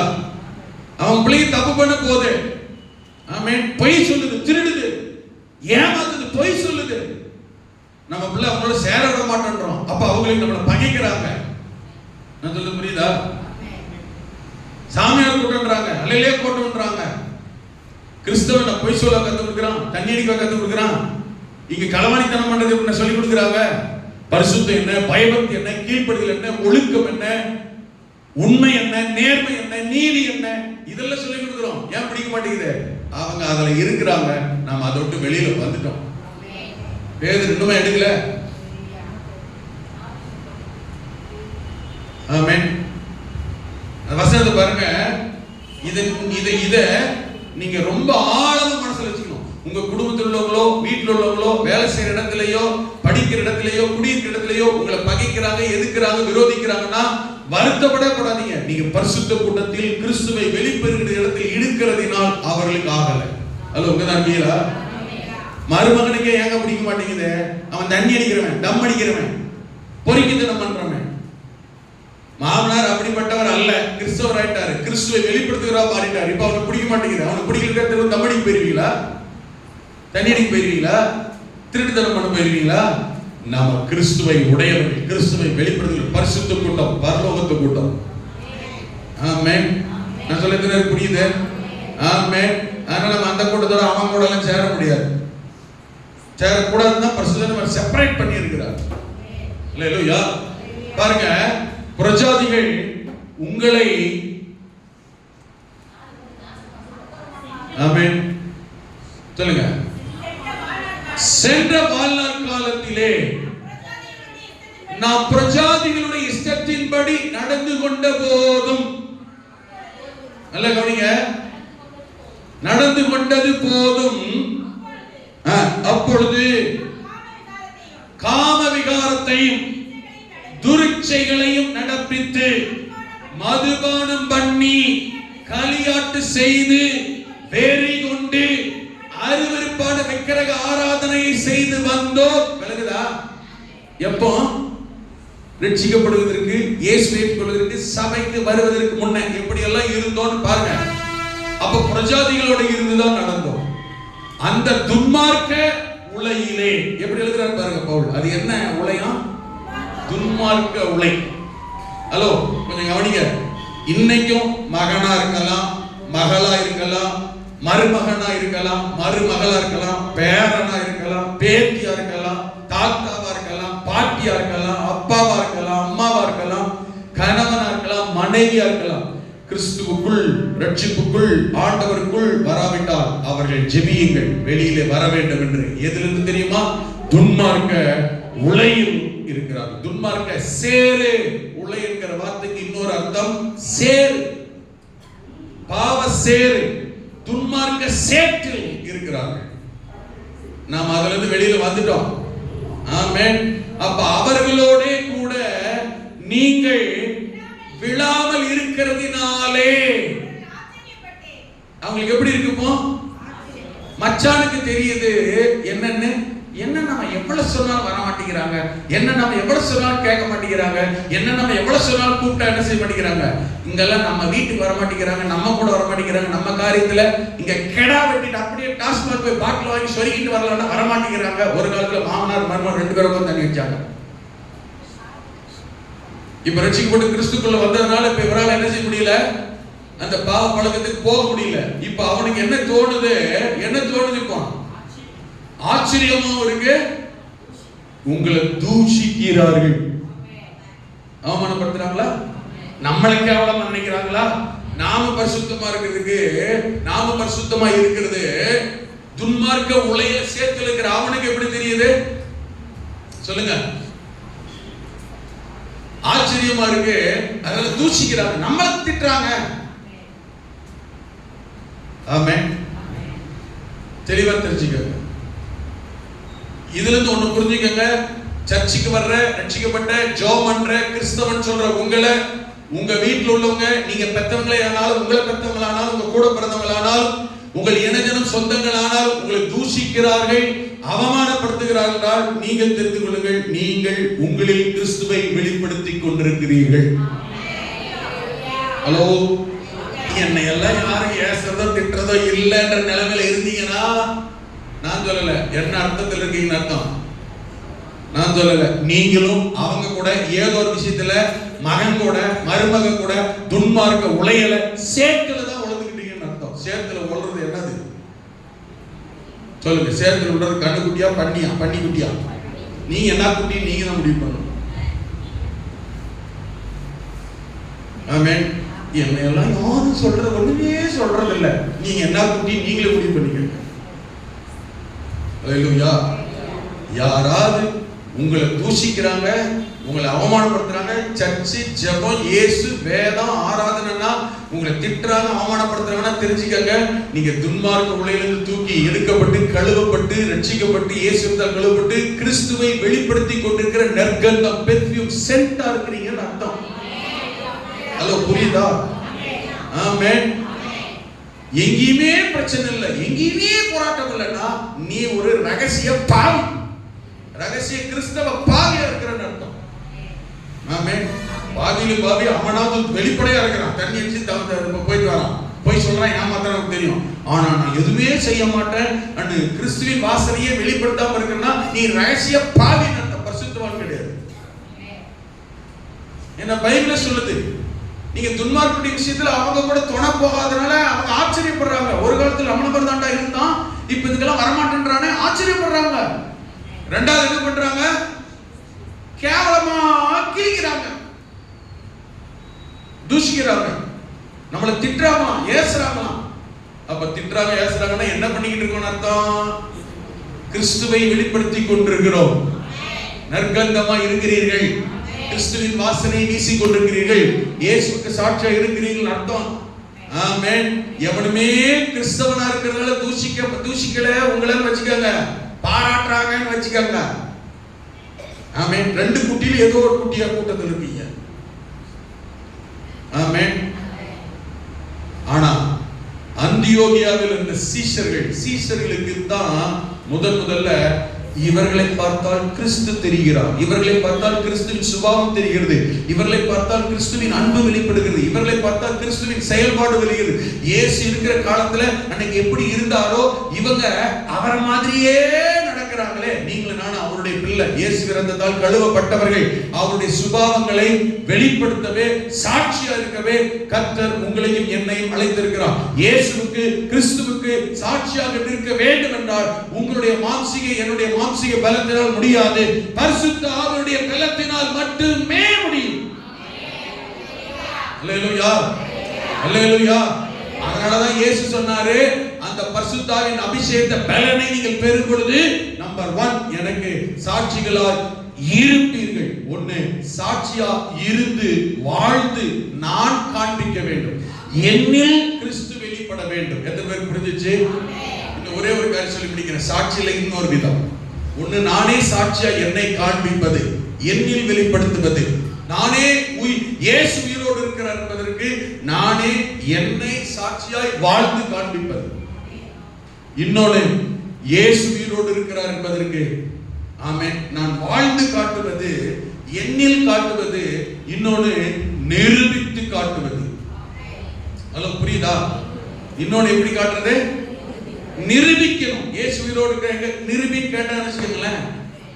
இயேசு உயிரோடு இருக்கிறாங்க, காட்டுங்க, நிரூபிங்கன்றாங்க. என்ன பண்ணுவீங்க? தைரியமா சொல்லணும். இவ்வளவு நேரம் சொன்னனே அத என்ன பார், இயேசு உயிரோடு இருக்கிறார் தெரியும், நானே சாட்சி. ஆமென். இயேசு உயிரோடு இருக்கிறாருக்கு எத்தனை பேருக்கு சொல்லுவீங்க?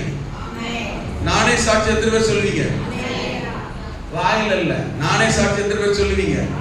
சொல்லுவீங்களா? எங்க ஒருத்தர் எழுப்பி சொல்லுங்க பாக்கலாம். இயேசு உயிரோடு நானே சாட்சி சொன்னீங்களா இல்லையா? ஆமென். இப்ப நான் சொல்றேங்க, இயேசு உயிரோடு இருக்கிறார், நானே சாட்சி தெரியுமான்றேன். இப்ப நீங்க கேட்பீங்க, எப்படி சொல்றீங்க இயேசு உயிரோடு இருக்கிறார்? எங்க சொல்லுங்க அப்படின்னு கேக்குறாங்க. நீங்க கேக்குறீங்க, நான் என்ன சொல்லுவேன்? அதாவது இயேசு உயிரோடு இருக்கிறார், இயேசு நல்லவர், இயேசு நேசிக்கிறார், ஆமென், அல்லேலூயா, பிரைஸ் லார்ட் சொல்லுவேன். ஆமென். நான் உயிரோடு இருக்கிறேன் என்றால் எனக்கு உயிர் கொடுத்ததே அவர்தான். ரொம்ப சிம்பிள்.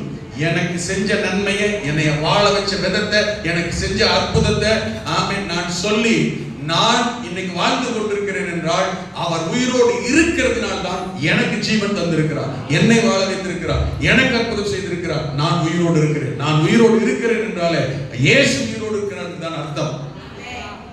அல்லேலூயா. அவர் உயிரோடு, அவர் ஜீவனோடு இல்லாவிட்டால் எனக்கு எப்படி அற்புதம், சுகம், ஆரோக்கியம், ஆயுஷ்நாள் வந்திருக்கும்? நான் சொல்ல புரியுதா இல்லையா? நானே சாட்சி. சரி, நீ சாட்சியா? இயேசு இன்னைக்கு உயிரோடு இருக்கிறார் என்பதை நிரூபிச்சு காட்டியான்றாங்க. உங்களை கேட்கிறாங்க.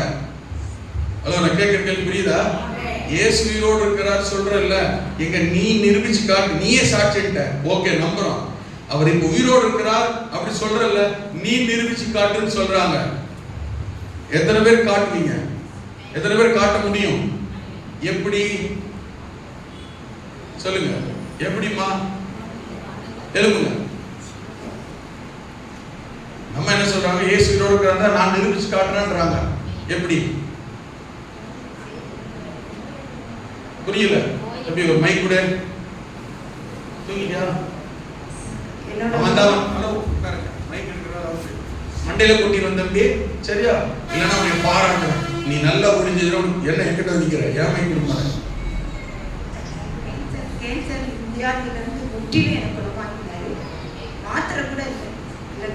இப்ப இந்த அம்மா சொல்றது, இவள நான் சொன்னேன் சாட்சியா சொல்றது. இயேசு உயிரோடு இருக்கிறவருக்கு நான் சாட்சின்னு அவங்க சொல்லிட்டு இருக்காங்க. ரைட்மா, குட். நான் கேட்ட கேள்வி என்ன தெரியுமா? ஒண்ணு, என்னைய சாட்சியா காட்டிட்டேன், நான் சொல்லிட்டேன் நான் இருக்கிறேன். இயேசு உயிரோடு இருக்கிறத நிரூபிக்கணும். நான் கேட்கறது புரியுதா இல்லையா? இயேசு உயிரோடு உட்காரலாம். இயேசு உயிரோடு இருக்கிறார் என்பதற்கு நான் சொல்லிட்டேன், சாட்சியா நான் சொல்லிட்டேன். நானே சாட்சி. எனக்கு கர்த்தர் அற்புதம் செஞ்சார். எனக்கு செஞ்ச அற்புதத்தை நன்மையை சொல்லிட்டேன். அவர் உயிரோடு இருக்கிறாருக்கு நானே சாட்சி சொல்லிட்டேன். சாட்சியா நிரூபி அப்படின்றாங்க. நிரூபிச்சு காட்டு. என்னது புரியல? நிரூபிச்சு காட்டுன்றாங்க. எப்படி நிரூபிக்கிறது? வாயில வட சொல்றது இல்ல, வாயில வட சொல்றது இல்ல. ஆமென். சிம்பிள். இயேசு உயிரோடு இருக்கிற உனக்கு காட்டணுமா? ஆமென். வா காட்டுறேன். அல்லேலூயா. ஆண்டவர் காட்ட சொன்னார். நான் சாட்சி என்பதற்கு நான் உயிரோடு இருக்கிறேன், சதா காலங்களிலும் நான் உயிரோடு இருக்கிறேன் என்பதற்கு நீங்களே அடையாளம் சாட்சி. எப்படி சொன்னார் தெரியுமா? மத்தேயு சுவிசேஷம் 28ஆம் அதிகாரம் 18 லிருந்து 20 வசனம் வரைக்கும் வாசிக்கிற போது, மார்க்கு சுவிசேஷம் 16ஆம் அதிகாரம் 14, 15, 16 வசனத்தை வாசிக்கிற போது, மத்தேயு சுவிசேஷம் 18, 19, லூக்கா சுவிசேஷம் 10, 19 இந்த வசனங்களை எல்லாம் வாசித்து பாருங்கள். இயேசு உயிரோடு இருக்கிறார் என்பதை நாம் அடையாளமாய் நிரூபிக்கும்படி கர்த்தர் நமக்கு அதிகாரத்தை கொடுத்திருக்கிறார். அல்லேலூயா. ஆமென். இந்த வசனங்களை வாசித்தீர்களானால் அங்கே சொல்லப்பட்டிருக்கிறது. நான் சொன்னேன் முதல் வசனம் மத்தேயு 28, ஆமென், 18 லிருந்து 20 வசனம். நீங்கள் புறப்பட்டு போய், ஆமென், வானத்திலும் பூமியிலும் சகல அதிகாரம் கொடுக்கப்பட்டிருக்கிறது. ஆமென். ஆகையால் நீங்கள் புறப்பட்டு போய் சகல ஜாதிகளுக்கு சீஷராக்கி பிதா குமாரன் பரிசுத்த நாமத்தினாலே அவர்களுக்கு ஞானஸ்நானம் கொடுத்து நான் உங்களுக்கு கட்டளையிட்ட யாவையும் அவர்கள் கைக்கொள்ளும்படி அவர்களுக்கு உபதேசம் பண்ணுங்கள். இதோ உலகத்தின் முடிவு பரியந்தம் சகல நாட்களிலும் உங்களுடனே உயிருடனே இருக்கிறேன். அதுக்கு என்ன சொன்னார் தெரியுமா?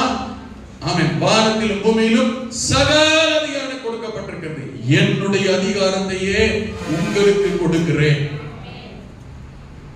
அல்லேலூயா. ஆமென். மார்க் 16, 14, 15, 16. ஆமென். 15 வசனம். 15 பின்பு அவர் அவர்களை நோக்கி, நீங்கள் உலகமெங்கு போய் சர்வ சிருஷ்டிக்கும் சுவிசேஷத்தை பிரசங்கியுங்கள். விசுவாசிகளால் ஞானஸ்நானம் பெற்று ரட்சிக்கப்படுவான். விசுவாசியாதவன் ஆக்கினைகளாக தீர்க்கப்படுவான். விசுவாசிக்கிறவர்களால் நடக்கும் அடையாளங்களாவன என் நாமத்தினாலே. ஆமென். அல்லேலூயா. சர்ப்பங்களை எடுப்பார்கள். சாவுக்கு ஏதோ குடித்தால் அவர்களை சேதப்படுத்தாது. வியாதிஸ்தர்கள் கரங்களை வைப்பார்கள். அப்பொழுதே அவர்கள் சொஸ்தமாவார்கள். ஆமென். மத்தேயு 18:18ல ஆண்டவர் சொன்னார், பூலோகத்திலே எவைகளை கட்டுவீர்களோ பரலோகத்திலே கட்டப்படும். பூலோகத்திலே எவைகளை கட்ட வைப்பீர்களோ பரலோகத்திலே கட்ட வைக்கப்படும். ஆமென். மெய்யாகவே சொல்லுகிறேன், இது நடக்கும்.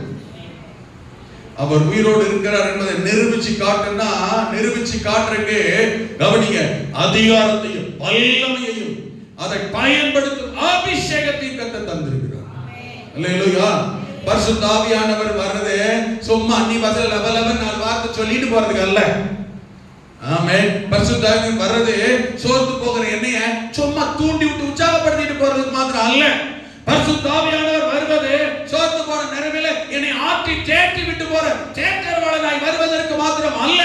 இயேசு கிறிஸ்து இன்றைக்கும் உயிரோடு இருக்கிறார் என்பதை நிரூபிப்பதற்காகவும் அதற்கு வேண்டிய வல்லமை, பலன், அதிகாரத்தை கர்த்தர் கொடுத்து விட்டு தான் போயிருக்கிறார். ஆனால் அதிகாரத்தை பெற்றுக்கொண்டோம், வல்லமை பெற்றுக்கொண்டோம், அபிஷேகத்தை பெற்றுக்கொண்டோம்.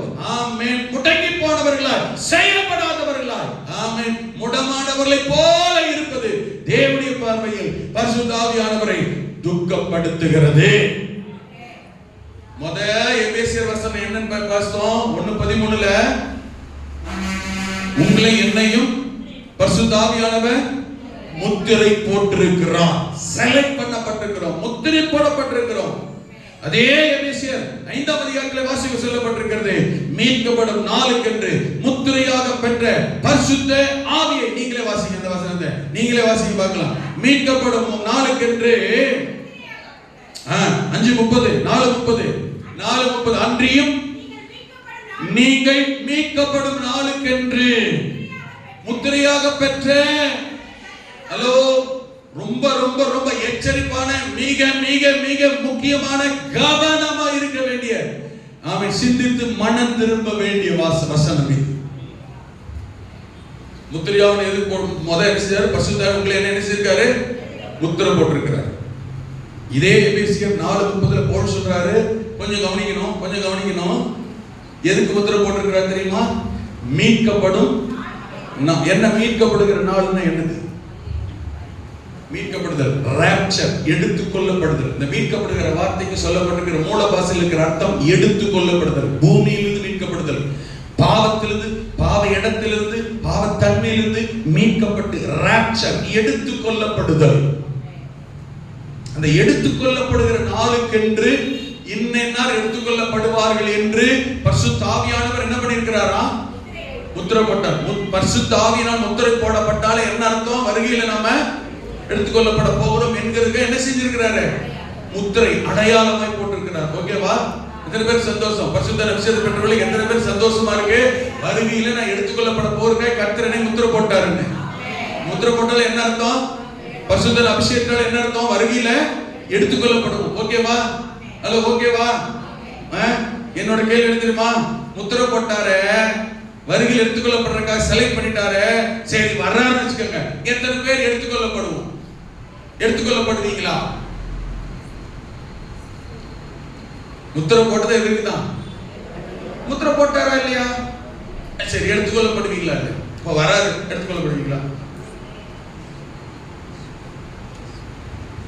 எடுத்துக்கொள்ளப்படுவீங்களா இல்லையான்னு இப்பவே கண்டுபிடிச்சிடலாமே. ஆமே, கண்டுபிடிக்கலாமா? கண்டுபிடிச்சிடலாமா? கீழே வசனத்தை வாசிங்க. ஹலோ, அதே வசனத்தை வாசிங்க. அன்றியும் நீங்கள் மீட்கப்படும் நாளுக்கென்று முத்திரையாக பெற்ற தேவனுடைய பரிசுத்த ஆவியை என்ன பண்ணாதீங்க? எனக்கு காது கேட்கல. என்ன பண்ணாதீங்க? என்ன பண்ணாதீங்க? என்ன பண்ணாதீங்க? துக்கப்படுத்தாம இருக்கீங்களா? இங்க இருக்கீங்களா? பதில் சொல்லுங்க. பரிசுத்த ஆவியை துக்கப்படுத்தாம இருக்கீங்களா? என்னங்கயா அப்படி துக்கப்படுத்திட்டோம்? பரிசுத்த கொடுக்கப்படுது எதுக்கு? அதிகாரம் எதுக்கு? அபிஷேகம் எதுக்கு? இயேசு உயிரோடு இருக்கிறார் என்கிறதை சுவிசேஷம் சொல்லி ஜெபம் பண்ணி தேவன் தந்த அதிகாரத்தை அவர் உயிரோடு இருக்கிறார் என்கிறதை நிரூபிக்கும்படி பயன்படுத்த வேண்டும் என்பதற்காக தான் பரிசுத்த அபிஷேகம் கொடுக்கப்பட்டிருக்கு. ஆமென். இவெல்லாம் அதான் சொன்னாரு. மத்தேயு 16:18 சொல்லும்போது பேதுருவை பார்த்து சொன்னாரு, பேதுருவே, இந்த கல்லின் மேல் என் சபையை கட்டுவேன், பாதாளத்தின் வாசல்கள் அதை மேற்கொள்வது இல்லை. ஆமென். நீ பூலோகத்தில் எதை கட்டுவாயோ நான் பரலோகத்திலே கட்டுவேன், நீ பூலோகத்தில் எதை கட்ட வைப்பாயோ பரலோகத்திலே நான் கட்டுவேன். கவனிக்கணும், இது பேதுருவுக்கு ஒரு ஊழியக்காரனுக்கு கொடுத்த அதிகாரம். அல்ல, உங்க இருக்கீங்களா? இது பேதுரு ஊழியக்காரனுக்கு கொடுத்த அதிகாரம். ஊழியக்காரனுக்கு கொடுத்த அதிகாரமாச்சே. ஊழியக்காரன் மட்டும் தான் செயல்படுத்த முடியும், விசுவாசிகள் செயல்படுத்த முடியுமா ஐயா அப்படின்னு அன்னைக்கே ஜனங்களுக்கு கேள்வி, சந்தேக, குழப்பம் வந்ததுனாலதான் மறுபடியும் 18ஆம் அதிகாரத்துக்கு வரும் பொழுது சீஷர்கள், விசுவாசிகள், இயேசுவை ஏற்றுக்கொண்ட எல்லாரையும் பார்த்து மறுபடியும் இதே வார்த்தை ஜனங்களுக்கும் சொன்னார். மத்தேயு 18:18 நீங்கள் பூலோகத்தில் எவைகளை கட்டுவீர்களோ, கவனிங்க, எவைகளை கட்டுவீர்களோ, எதையெல்லாம். ஹலோ, இருக்கீங்களா? எவைகளை கட்டுவீர்களோ எதையெல்லாம் சொல்லுங்க. எதையெல்லாம் கட்டுறது? சாக்கு மூட்டையா? பேகையா? சொல்லுங்க. எதங்க கட்ட சொன்னாரு? ஆமென். வானத்திலும் பூமியிலும் சகல அதிகாரம் எனக்கு கொடுக்கப்பட்டிருக்கிறது.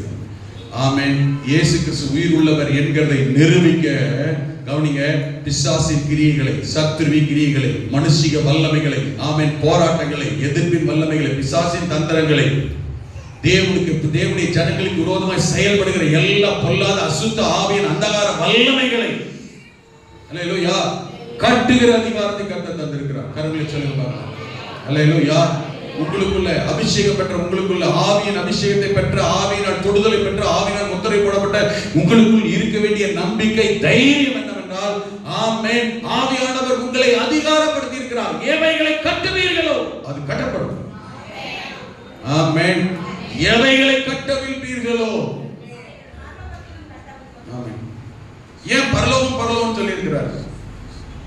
பூமியில எதை கட்டுவியோ அது பரலோகத்திலே கட்டப்படும். பூலோகத்தில் எதை கட்டவிழ்ப்பையோ அது பரலோகத்தில் கட்டவிழ்க்கப்படும். ஏன் பரலோகத்தில் கட்டப்படும், பரலோகத்தில் கட்டவிழ்க்கப்படுன்றார்? என்ன அர்த்தம்? நீங்க கட்டுறது எங்க? நீங்க கட்டவிழ்க்கிறது எங்க? அப்புறம் ஏன் பரலோகத்தில் கட்டப்படும், பரலோகத்தில் கட்டவிழ்க்கப்படுன்றாரு? நீங்க இருக்கிறது எங்க? ஆண்டவர் இருக்கிறது எங்க?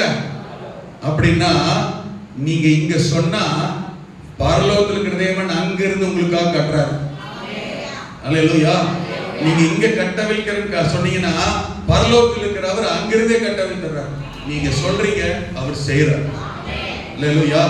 சொல்லுகிற வார்த்தையின் வல்லமை, அதிகாரத்தை, அந்த அபிஷேகத்தில் கர்த்தர் உங்களுக்கு வைத்திருக்கிறார். யார் சொன்னதா கட்டப்படும், யார் சொன்னதா கட்டவிழ்ப்படும்னா ரோட்ல போற வர்றவன்லாம் இல்ல. அங்க தெரிஞ்சுக்கங்க. அதுக்கு தான் அந்த அடையாளப்படுத்த தான் முத்திரையான பரிசுத்த ஆவி. அந்த பரிசுத்த அபிஷேகத்தை பெற்றுக் கொண்டவர்கள் யாரோ அவர்கள் கட்டும் போது கர்த்தர் கட்டுறார். சொன்னா கேட்கிறார். நீங்க கட்டவிழ்க்கும் போது மேலே கட்ட அவிழ்க்கிறார். எத்தனை பேருக்கு புரியுது? அதுக்கு நான் சொல்றது, சீக்கிரமா பரிசுத்த அபிஷேகத்தை பெறாதங்க, பரிசுத்த அபிஷேகத்தை பெற்றுக்கொள்ளுங்க. உங்களுக்கு கட்டுகிற அதிகாரம், கட்டவிழ்க்கிற அதிகாரத்தை கர்த்தர் தந்திருக்கிறார். ஆமென். இயேசுவின் நாமத்துல என் வீட்டுக்குள்ள எந்த அந்தகார வல்லமை, சத்துருவிக்கிரி, பொறாமை, எரிச்சல், தீமை, வெண்கள், சாபத்தின் ஆவி, பிசாசின் ஆவி, வியாதியின் ஆவி, பலவீனத்தின் ஆவி என் வீட்டுல வராதபடி கட்டுறேன்னு அங்க சொல்லி பாருங்க. கட்டப்படும். அல்லேலூயா. ஆமென். போராட்டமா இருக்கு, ஒரே பிரச்சனையா இருக்கு, ஒரு நன்மையே நடக்க மாட்டேங்குது, ஆசீர்வாதம் வர மாட்டேங்குது, வருமானம் தங்க மாட்டேங்குது. உங்களுக்கு விரோதமா சில சக்திகள், தீயாவிகள் போராடுது. இயேசுவின் நாமத்தில் எனக்கு போராடுகிற எழும்புகிற ஆவியே, ஆமென், கட்டி வைத்திருக்கிற தடை உண்டு பண்ணுகிற ஆவியே கட்ட வைக்கிறேன் சொல்லி பாருங்க. ஆசீர்வாதம், வருமானம், நன்மை வரும். யார் சொன்னா வரும்?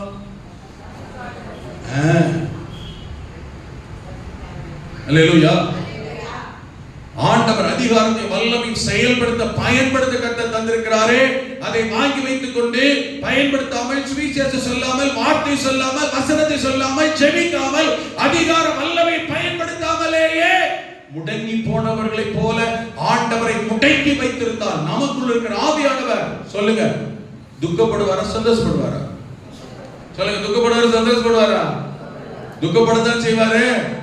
எபேசியர் 4:30 வாசிங்க. மீட்கப்படும் நாளுக்கு முத்திரையாக்கப்பட்ட பரிசுத்த ஆவியை நீங்கள் இப்பொழுது துக்கப்படுத்துகிறீர்கள். அந்த அதிகாரத்தை பயன்படுத்தல, வல்லமை பயன்படுத்தல, ஆமென், அபிஷேகத்தை பயன்படுத்தல, சுவிசேஷம் அறிவிக்கல, ஜெபிக்கல, கர்த்தருடைய வல்லமையை பயன்படுத்தலன்னு சொன்னா பயன்பட வேண்டிய ஆவியானவர் உங்களுக்குள்ளே இருந்து முடங்கி போய் துக்கப்பட்டு கொண்டு இருக்கிறார். அவரை நீங்கள் துக்கப்படுத்தும் போது அவர் வருகையில் வந்தாலும் வர்றது உங்களுக்கு தெரிஞ்சாலும் போக மாட்டீங்க. இப்ப சொல்லுங்க, அபிஷேகப்பட்ட நீங்க ஒவ்வொருவரும் பரலோகத்துக்கு வருகையில் எடுத்துக்கொள்ளப்பட முத்திரை போடப்பட்ட நீங்கள் ஒவ்வொருவரும் வந்தா ஆமென் போவீங்களா மாட்டீங்களா நீங்களே முடிவு பண்ணிக்கங்க. இன்ன வரைக்கும் ரட்சிக்கப்பட்டு ஞானஸ்நானம் எடுத்து அபிஷேகம் பெற்று வல்லமை மறைகளை பெற்று ஒருத்தரையும் சுவிசேஷம் சொல்லி ரட்சிப்புக்குள்ளே ஞானஸ்நானத்துக்குள்ளேயே நடத்தாத எத்தனையோ பேர் கட்டப்பட்டு வியாதியிலே, பலவீனத்திலே, பாவத்திலே, போராட்டத்திலே, பிசாசு பிடியிலே, தேவையிலே, நெருக்கத்திலே, வியாதியிலே இருந்தும் தெரிந்தும் கர்த்தர் உங்களுக்கு தந்த அபிஷேகத்தை, வல்லமை, வரத்தை பயன்படுத்தாமலே அடக்கி அந்த ஒரு தாளத்தை வாங்கினவர் போல் புதைத்து வைத்ததை போல புதைத்து வைத்து கர்த்தருடைய அபிஷேகத்தை யாருக்கும் எதற்குமே பயன்படாமல் ஆமென் பதுக்கி வைத்திருக்கிற ஒவ்வொருவரும் பரிசுத்த ஆவியானவரை துக்கப்படுத்தி கொண்டுதான் இருக்கிறீர்கள். வருகையில் எக்காரணத்தை கொண்டும் துக்கப்படுத்துகிற யாரும் வருகையில் போய் சேரவே முடியாது.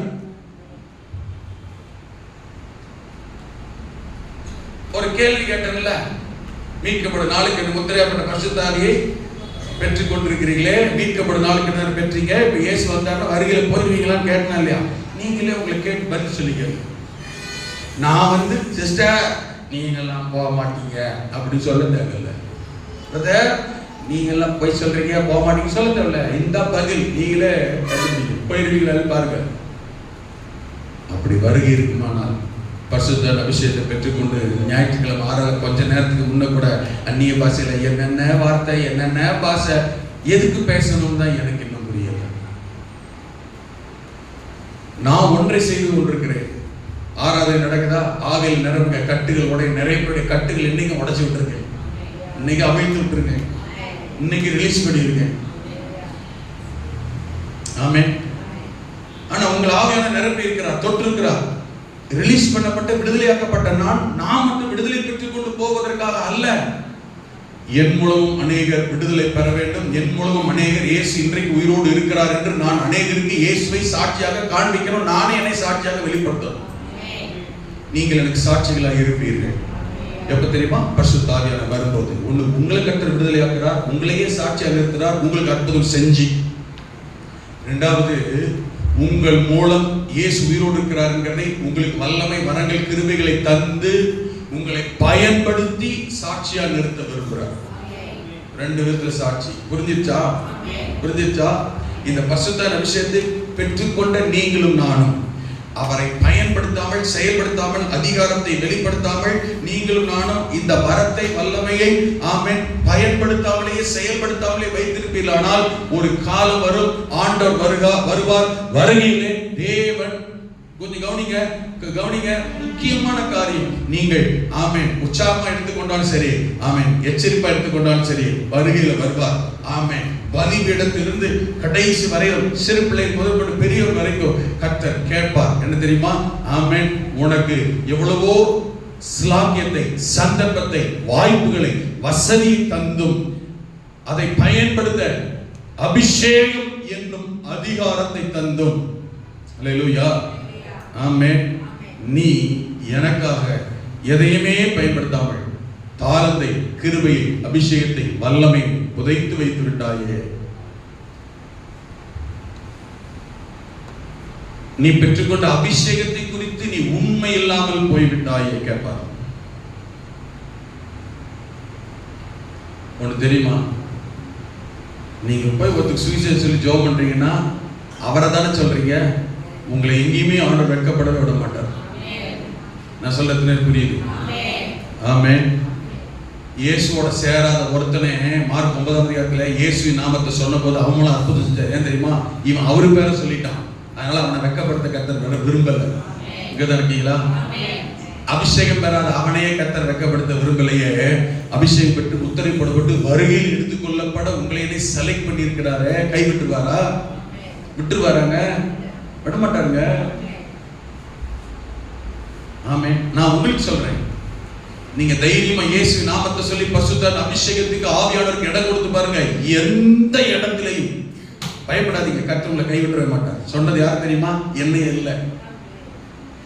எங்க பாஸ்டர் ஸ்டீபன் மாதிரி நாமத்தை சொல்றீங்கன்னா அங்க சொல்லுங்க, அவரையும் தெரியும் வேலை பார்த்து போறே நம்ம. ஆனா அதுவே நசரேயனாகிய இயேசு கிறிஸ்துவின் நாமத்தில் சொல்லுகிறேன், நடுங்க ஆரம்பிக்கும், அற்புதம் நடக்கும், சுகம் உண்டாகும், விடுதலை உண்டாகும். உங்களுக்குள்ள இங்க இருக்கிற அநேகருக்குள்ள ஆமென் வெளிப்பாட்டின் வரம் இருக்கு, சுகமளிக்கிற வரம் இருக்கு, தீர்க்க தரிசன வரம் இருக்கு, சுவிசேஷ வரம் இருக்கு, வாக்கு வன்மையின் வரம் இருக்கு. வெளிப்பாட்டின் இங்க இருக்கிற உங்களுக்குள்ள அநேகருக்குள்ள இப்படி பல வகையான வரங்கள் இருக்கிறது. ஆனால் வாங்கி வச்சுட்டு அமைதியா இருக்கீங்களே, உங்களால ஒருத்தர் தொடப்படலையே, உங்களால சபைக்கு ஆத்துமாக்கள் இயேசுவை தேடி வரலையே, ஆராதிக்க வரலையே, ஆண்டவரோட துக்கப்படுவார். அல்லேலூயா. உங்களை அபிஷேகம் பண்ணது அதுக்காகத்தான். கவலைப்படாதீங்க, தைரியமா இயேசுவின் நாமத்தை சொல்லுங்க. ரெண்டு காரியம் உங்களை பயன்படுத்தும். ஒண்ணு இயேசுவின் நாமம். ஆமென். அப்போஸ்தலர் பேதுரு, யோவானும் அப்போஸ்தலர் 3ல தேவாலயத்துக்கு போனாங்க. சப்பானி ஒருத்தர் உட்கார்ந்து இருக்கிறான். ஏதாவது பிச்சை போடுவாங்க, காசு கொடுப்பாங்கன்னு நினைச்சான். அப்போ பேதுரு அவனை பார்த்து சொல்றான், என்ன தெரியுமா? சப்பானியை பார்த்து, பொன்னும் வெள்ளியும் என்னிடத்தில் இல்லை. அவன் எதிர்பார்க்கிறது பொன்னும் வெள்ளி. ஆனா பொண்ணை கொடுத்தாலும் வெள்ளியை கொடுத்தாலும் ஆமென் வாங்க முடியாத ஒண்ணு. கவனிங்க, பொண்ணு வெள்ளியை கொடுத்து காசு பணத்தை கொடுத்து வாங்க முடியாத ஒண்ணு என்கிட்ட இருக்கு. நம்பர் 1 நசரேயனாகிய இயேசு கிறிஸ்துவின் நாமம். இரண்டாவது, அந்த நாமத்தை பயன்படுத்த அதிகாரம், அபிஷேகம், பவர். ரெண்டு தான். அன்னைக்கு பேதுருக்கு யோவானுக்கு எப்படி கொடுத்தாரோ அதே இயேசு கிறிஸ்து நாமத்தையும் அதை பயன்படுத்தும் அதிகாரம், அபிஷேகத்தையும் உங்களுக்கு எனக்கு கர்த்தர் கொடுத்திருக்கிறார். உங்களுக்கு எனக்கு கர்த்தர் கொடுக்கிறார். ஏங்க பயம், இந்த அதிகாரம் அபிஷேகம் பெற்றவன் எந்த அந்தகார வல்லமைக்கு பயப்படுற அவசியம் கிடையாது. ஹலோ, உங்கதான் இருக்கீங்களா? நான் சொல்றது புரியுதா? ஆமென். பேதுரு போய் சொல்றான், நசரேயனாகிய இயேசுவை நீங்கள் கொலை செய்தீர்கள், ஆனால் தேவனோ அவரை மரித்தொழுது உயிர் தெழுப்பினார். நான் சாட்சி. ஒண்ணுமே செய்ய முடியல. அல்லேலூயா. அவன் நடந்து போறான், நலல் பட்டு சுகமான. ஹலோ, ஆண்டவர் சாதாரணமானவர் அல்ல. அவருக்காக வைராக்கியம் பாராட்டுகிற ஒருத்தனை கர்த்தர் சாதாரணமா விட மாட்டார். அல்லேலூயா. யார் முன்னாலே அவமானப்படுத்தப்படுவீர்களானால், வெட்கப்படுத்தப்படுவீர்களானால், நிந்திக்கப்படுவீர்களானால், என்னையே உயிருள்ள சாட்சியாக சொல்லுகிறேன், அவர்களுக்கே கர்த்தர் அவர்களுக்கு முன்பதாக, அவர்களே உங்களுக்கு முன்பதாக பணியும்படி கர்த்தர் அவர்களுக்கு முன்பதாக உங்களை பயன்படுத்த தேவன் வல்லவர். அல்லேலூயா. ஆராதிக்கிற தேவன் எங்கேயுமே ஆண்டவர் நம்பருடைய நாமத்தை நம்பர் அவர் ஆராதிக்கிற அபிஷேகம் பண்ணப்பட்ட ஜனங்களை எங்கேயும் யார் முன்னாடி கர்த்தர் தலைகுனிய விட்டவே மாட்டார். இன்னைக்கு தலைகுனி ஏற்படுற சூழ்நிலை ஏற்படலாம். ஐயோ இப்படி ஆயிடுச்சுன்னு யோசிக்காதீங்க. நாள் வரும், அதுக்கு நாள் வரும், காலம் வரணும், கொஞ்சம் வெயிட் பண்ணுங்க. அவர்களை கர்த்தர் கொண்டு வந்து நிறுத்துவார். உங்களுக்குள்ள இருக்கிற அபிஷேகம் சாதாரணமானது இல்ல, அதை மட்டும் தெரிஞ்சுக்கங்க. உங்களுக்குள்ள இருக்கிற இயேசு கிறிஸ்துவுடைய நாமம், இயேசு கிறிஸ்து என்பவர் சாதாரணமானவர் அல்ல. வேலை செய்கிற இடமாவே இருக்கட்டும். அல்லேலூயா. இப்படியோ உங்களுக்கு விரோதமா அவங்க கூட வேலை பார்க்கிறவங்களோ அதிகாரிகளோ உங்களுக்கு விரோதமா நிக்கலாம். ஒண்ணுமே பண்ணாதீங்க. அவங்கள மாதிரி நாம இல்ல. அவங்களை எதுக்கணும், சபிக்கணும்ன்ற அவசியமே இல்ல. ஆண்டவர்கிட்ட சொல்லிட்டு நான் ஆண்டுடைய பிள்ளைன்றது மாத்திரம் நிரூபிங்க. ஆண்டவரே, நீர் ரட்சகர் தேவன் என்கிறதை நிரூபிக்க எனக்கு சந்தர்ப்பத்தை ஏற்படுத்தும் ஆண்டவரே சொல்லிட்டு விட்டுருங்க. நாள் நேரம் வரும், எந்த அதிகாரியோ எந்த நபரோ, ஆமென், நீங்க யார் என்பதையும் உங்களோட இருக்கிற தேவன் யார் என்பதையும் உங்களுக்குள்ள அபிஷேகம் என்ன என்பதையும் கர்த்தர் விளங்க பண்ணுவார். அவங்களை கர்த்தர் கொண்டு வருவார். அந்தரங்கமாகவோ வெளியரங்கமாகவோ நீங்க எனக்காக ஜெபம் பண்ணுங்க, எங்களுக்காக ஜெபம் பண்ணுங்க, எங்க வீட்டுக்காக ஜெபம் பண்ணுங்க, எங்க வீட்டுல வந்து ஜெபம் பண்ணுங்கன்னு உங்களை அவங்களே வந்து உங்க முன்னாடி நிற்கும்படி கர்த்தர் கிரியை செய்வார். இதுதான் சரித்திரம், இதுதான் உண்மை, இப்படிதான் நடக்கும். அல்லேலூயா. கர்த்தர் விட்டவே மாட்டார், கவலைப்படாதீங்க. ஆனா நீங்க டெய்லி இந்த அபிஷேகத்தை ஆமென் புதுப்பிங்க, நிரப்புங்க, இயேசு கிறிஸ்துவை மகிமைப்படுத்துங்க, துதிங்க. ஆண்டவர் சொல்லிட்டார், என்னாலே எல்லாம், யோவான் 15ல என்னாலே எல்லாம் நீ தலகு புரண்டினா உன்னால ஒண்ணும் முடியாதுன்னா. ஹலோ, இங்க இருக்கீங்களா? என்னால எல்லாம் உங்களால் ஒன்றுமே செய்ய முடியாது. இப்படி சொன்னாரா இல்லையா? சொன்னாரா இல்லையா? ஆனா அதே ஆண்டவர் தான் அதே யோவான் 15 சொன்னாரு, அதனால சொல்றேன் என் நாமத்தினால நீ கேளு. ஹலோ, நான் சொல்ற விளக்குதா? அவர் சொன்னாரு, என்னால இல்லைன்னா உன்னால ஒண்ணுமே பண்ண முடியாது தம்பி. சரிங்க ஆண்டவரே, ஆனா உனக்கு ஒரு கிருபை.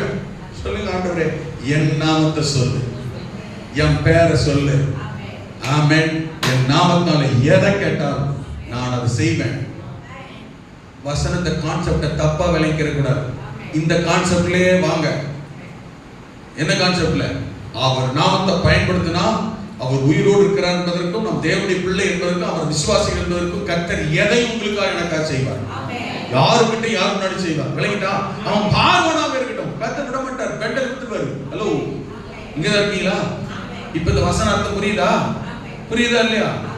அதை விட்டு இந்த வசனத்தை தூக்கிட்டு போய் சம்பந்தம் இல்லாத இடத்துல, சம்பந்தம் இல்லாத காரியத்துல, சம்பந்தம் இல்லாத சித்தத்துல என் நாமத்தால் எதை கேட்டாலும் செய்வேன், நீங்க எனக்கு இதை செய்யுங்க, இவங்களை தாங்க, இதை கொடுங்க, இப்படி பண்ணுங்கன்னு கேட்டீங்கன்னா கார முடியாது. உங்க இருக்கீங்களா? இந்த வசனத்தை எங்க எதுக்கு எப்படி பயன்படுத்தணும் இருக்கு. பேக்ரவுண்ட் புரியுதா? அவர் சொன்ன விஷயம் புரியுதா? புரிஞ்சிச்சா இல்லையா? சிலர் வாதாடுறது வேற இதுல என்ன தெரியுமா? ஆண்டவர் சொல்லி இருக்கிறார், என் நாமத்தால எதை கேட்டாலும் செய்வேன், இப்ப நீ கேளு, அவர் நாமத்தை கேளு, எங்க செய்யறாரு இல்லையா பாக்குற கண்ணு நோண்டிப்பாரு. விளங்குதா இல்லையா?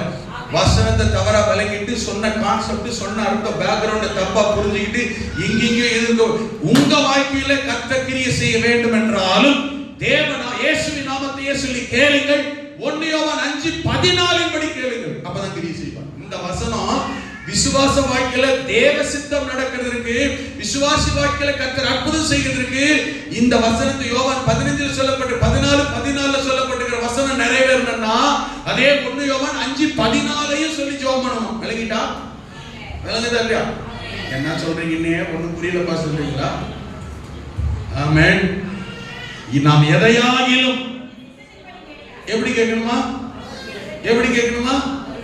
அவர் சித்தத்தின் பேரில் கேட்டால் அவர் நமக்கு செவி கொடுக்கிறார் என்பதே நாம் அவரை பற்றி கொண்டிருக்கிற இந்த கான்செப்ட் வேற, அங்க சொல்லியிருக்கிற இவ்வளவு நேரம் நான் சொன்ன கான்செப்ட் வேற. ரெண்டுத்தையும் ஒண்ணாக்கி நிறைய பேர் புரியாமலே யோவான் 14 சொல்லி இன்ன வரைக்கும் ஜெபம் பண்ணி நடக்காமலே போய்கிட்டு இருக்கு. அதாவது அவிசுவாசத்துல போயிருக்கீங்க. விளங்குதா? அப்ப அதுக்கு கர்த்தர் என்ன சொல்ல சொன்னார்? யோவான் 14 எதுக்கு பயன்படுத்த சொன்னாரு? என்னால இல்லாமல் உன்னால நீ தனியா ஒண்ணும் சாதிக்க முடியாது. நீ யார்கிட்டயா இருந்தாலும் சரி, எங்கேயா இருந்தாலும் சரி, எப்பேற்பட்ட பிரச்சனை இருந்தாலும் எவனா இருந்தாலும் சரி, நீ அங்க போய் நில்லு, ஜெபம் பண்ணு, என் பேரை சொல்லு, பரலோகத்தில் கிரியை நடக்கும். எதை கேட்டாலும் செய்யுங்க. சத்தவனே உயிரோட இருக்கணுமா? உனக்கு விசுவாசம் இருக்கா? ஜெபம் பண்ணு, நான் எழுப்புறேன் சொன்னாரா இல்லையா?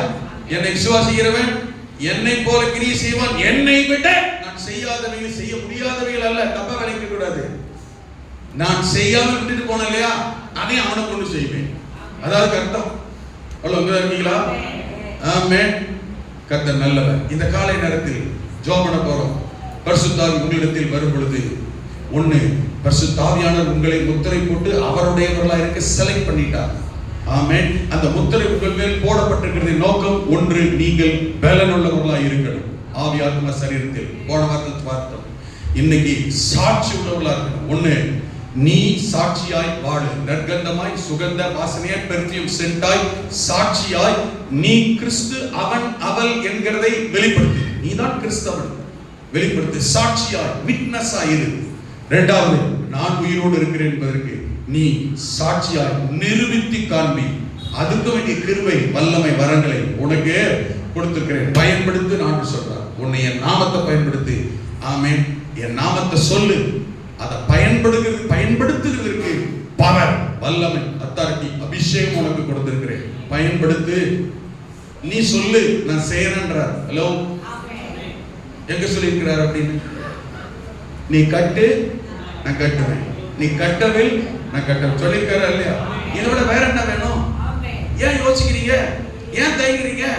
இப்பமே கிளம்புங்க. அதையும் சொல்லியிருக்கிறார். புறப்பட்டு போங்கள். யோவான் 14 சொன்னாரா இல்லையா? மத்தேயு 28 சொன்னாரா? நீங்கள் புறப்பட்டு போய். ஆமா பாஸ்டர், இப்ப ஜெபம் பண்ணி பாருங்க, நாம எப்படி சபையை விட்டு புறப்பட்டு போறோம். எங்க போவீங்க? வீட்டுக்கு போயிருங்க பாஸ்டர். ஆமென். வீட்டுக்கு போங்க. ஆனா அதுக்கு பிறகு ஜனங்களை, தெரிஞ்சவங்களை, அறிஞ்சவங்களை சந்திங்க. வருத்தம், வேதனை, பிரச்சனை யாராவது வராங்களா தெரியுதா? சொந்த பந்தமா, நண்பர்களா, உறவினர்களா? நீங்க உங்களுக்குள்ள அத்தாரிட்டி இருக்கு, பவர் இருக்கு, தைரியமான செய்ய. உங்களுக்காக ஜெபம் பண்றேன். கர்த்தரை நம்புங்க, ஜெபம் பண்ணுங்க. ஆண்டவர் நாமத்தை சொல்லி அதிகாரத்தை பயன்படுத்துங்க. இயேசுவின் நாமத்துல அவங்க பிரச்சனையெல்லாம் மாறதை பார்ப்பீங்க. அவங்க வந்து சொல்றதை பார்ப்பீங்க. ஆண்டவரை நம்புறதை பார்ப்பீங்க. கர்த்தர் உங்களை எங்கேயுமே தலைமுறை விட மாட்டார். சாட்சியாய் கர்த்தர் நிறுத்துவார். ஜெபம் பண்ணலாமா? எங்களை முடியலாமா? ஆமென். Price God. எழுமி நின்று